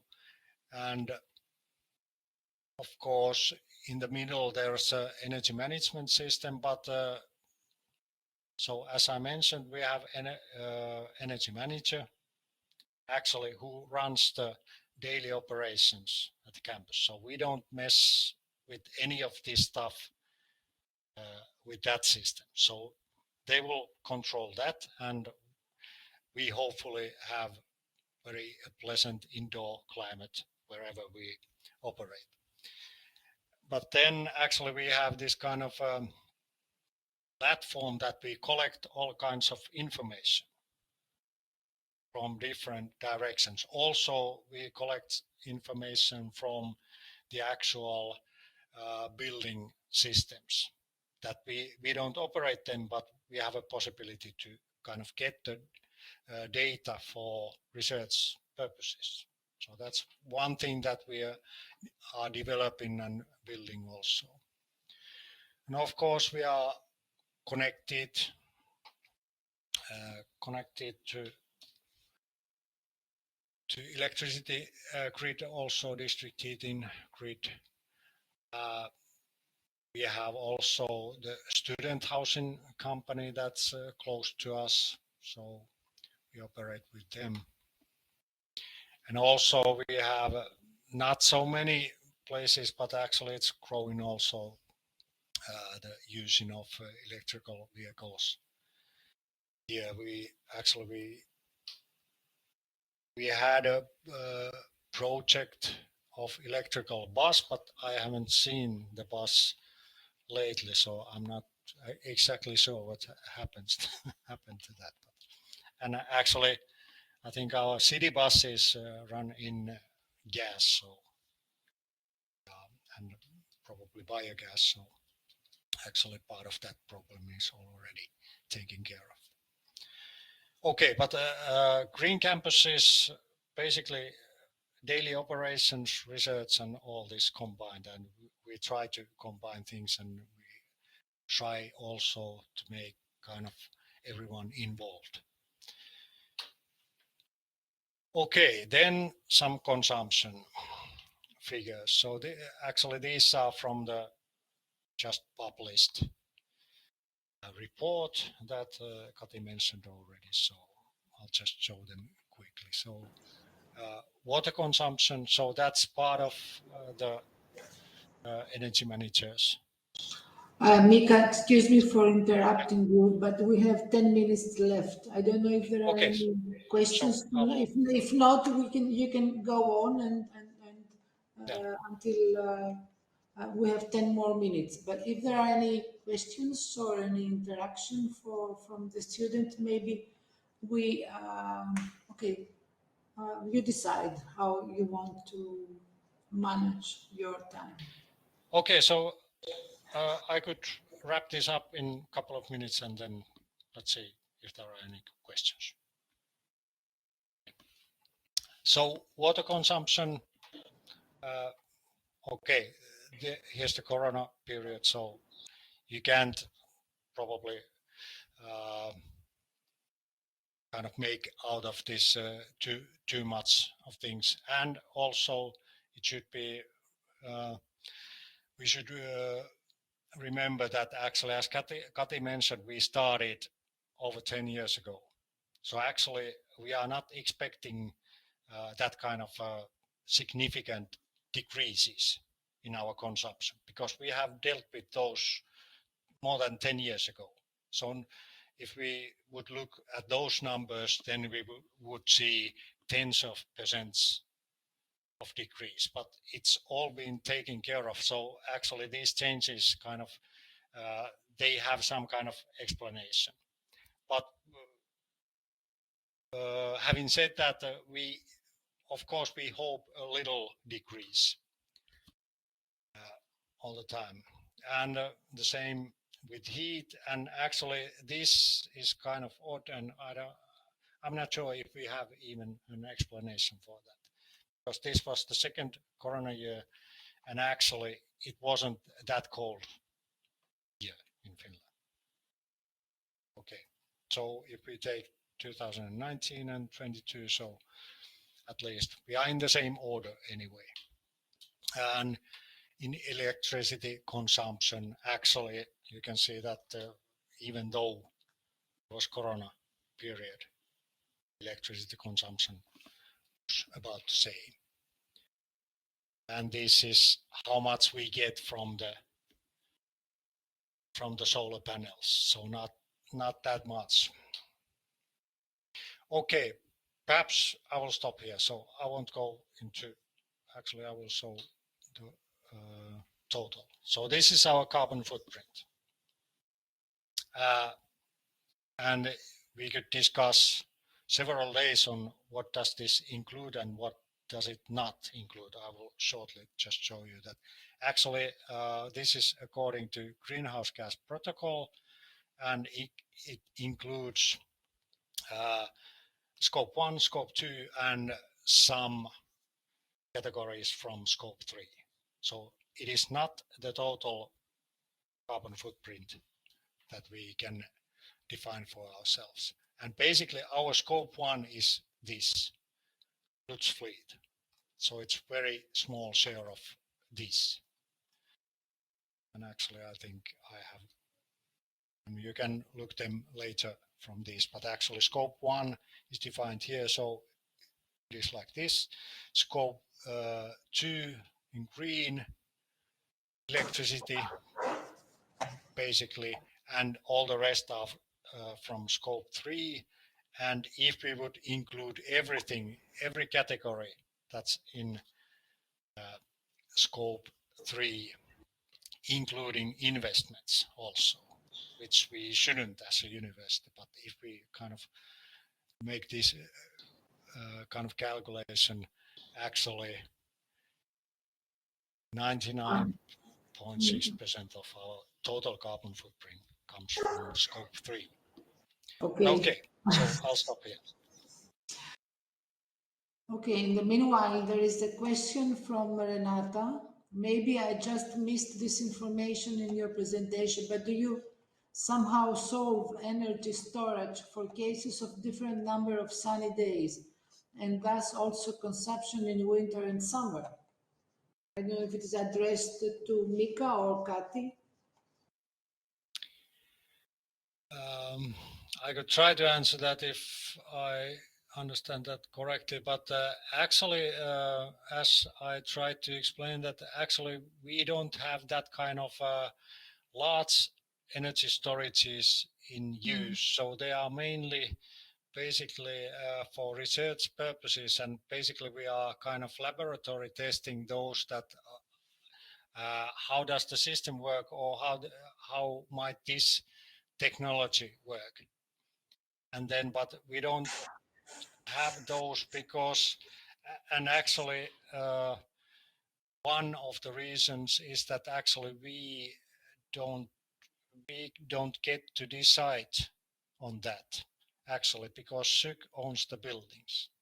So we can't kind of go over the building owner in that. So, but I know that we have had discussions that actually there is at least one kind of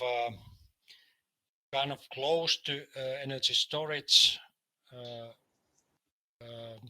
application is to utilize heat pump in connection with and heat storage in connecting them to basically our building mainline and also to the district heating grid.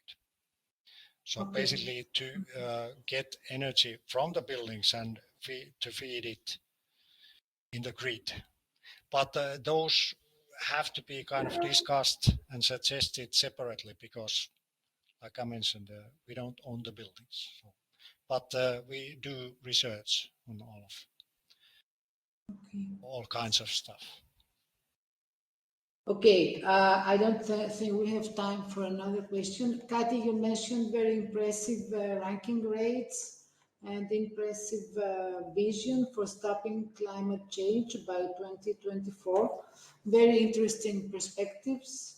Okay, we hope we have both presentations uploaded in our system. Okay, Katerina has a question to Mika. Was whether if you can hear me now. Okay. It's okay. I switched on. I'm going to be very brief because we have less than 1 minute left. My question was, thank you very much for this very impressive presentations because you gave us lots of ideas about methodologies. However, I have one question. I saw in your slides, especially Mika's slides, total energy and water consumption for the 6 buildings you rent actually. When you do these calculations, do you take into account number of students who are using these premises and floor space? Because if we want, for example, to use your excellent cases as benchmarking, we definitely need to divide them by square feet or square meters or whatever we use, and the number of students who occupy and make use and staff and users, if you want, of these buildings, because that drastically changes, obviously, the picture. So if we want to use you as benchmarks, and we would love to, we would need this as per capita, as per square meter. So this was my question. Yeah, and actually, I know that much that actually the energy manager calculates the energy consumption and water consumption by square meter. But actually, I would say that you should be very careful with the comparisons, because actually, if you compare a Finnish building to, for example, some other building in southern countries, it makes no sense. And actually, we found also that we have discussed with the other universities, actually, we have different kinds of buildings. Actually, you should benchmark. You should use your own buildings for benchmarking. So actually, you should compare things and how they used to be, and are you kind of improving things or not? So to make sure that actually you have the right direction in development. But I know I'm not sure if I can get the numbers, but I know that they calculate this, and actually they kind of benchmark our buildings according to that. Obviously, when you do this benchmarking, you take into account the numbers of parameters like meteorological conditions prevailing, all that stuff. However, it is if we want to transfer somehow best practices from our own benchmarking, we can always assess the improvement of our performance. But if we want to compare ourselves with another university, it is very interesting for us at least to know what are the heat system we are using, how you reduce consumption. And in order to have an idea, you definitely need how big all these things are, who are the users of all this. Yeah. And actually, I agree that actually seeing those total numbers, it doesn't tell you anything. How are we efficient or not? Yeah. Because even if you have increased energy, if that specific year you had longer hours in the labs, or if you had the winter, it does not necessarily mean that you are improving or worsening performance, because in some of the last data we've showed, you had higher. What does this mean? Maybe you had higher use.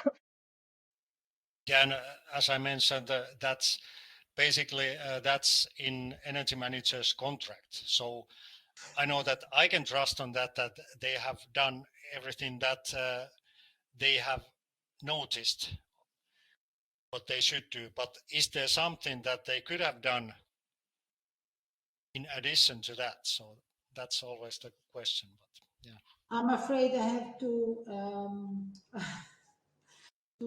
to stop this. To switch us off. That's your role as a manager. I hope it will be in Athens for the General Assembly or not. No, we could have time to discuss it further on, but okay. yeah, We will. it would have been nice, but However, unfortunately, in this case, we can't be there. however, Katerina, we cannot hear you so well. There are some interruptions. So I take this opportunity to stop this conversation. And thank both lecturers very much for their very interesting presentation. That was the first part of part one of this BIP program. I'm really happy. Everything went really good, really well. And I would like to thank you all for your participation, for your lecturing, and we will see each other next Wednesday, same time at 2 Central European time. So till then, have a nice week and see you soon. Okay, thank you again. Bye-bye. Thank you, everybody. Thank you. Bye-bye. Thank you. Bye-bye. thank you very, very much. Thank you. Thank you. Bye-bye. Thank you. Bye bye.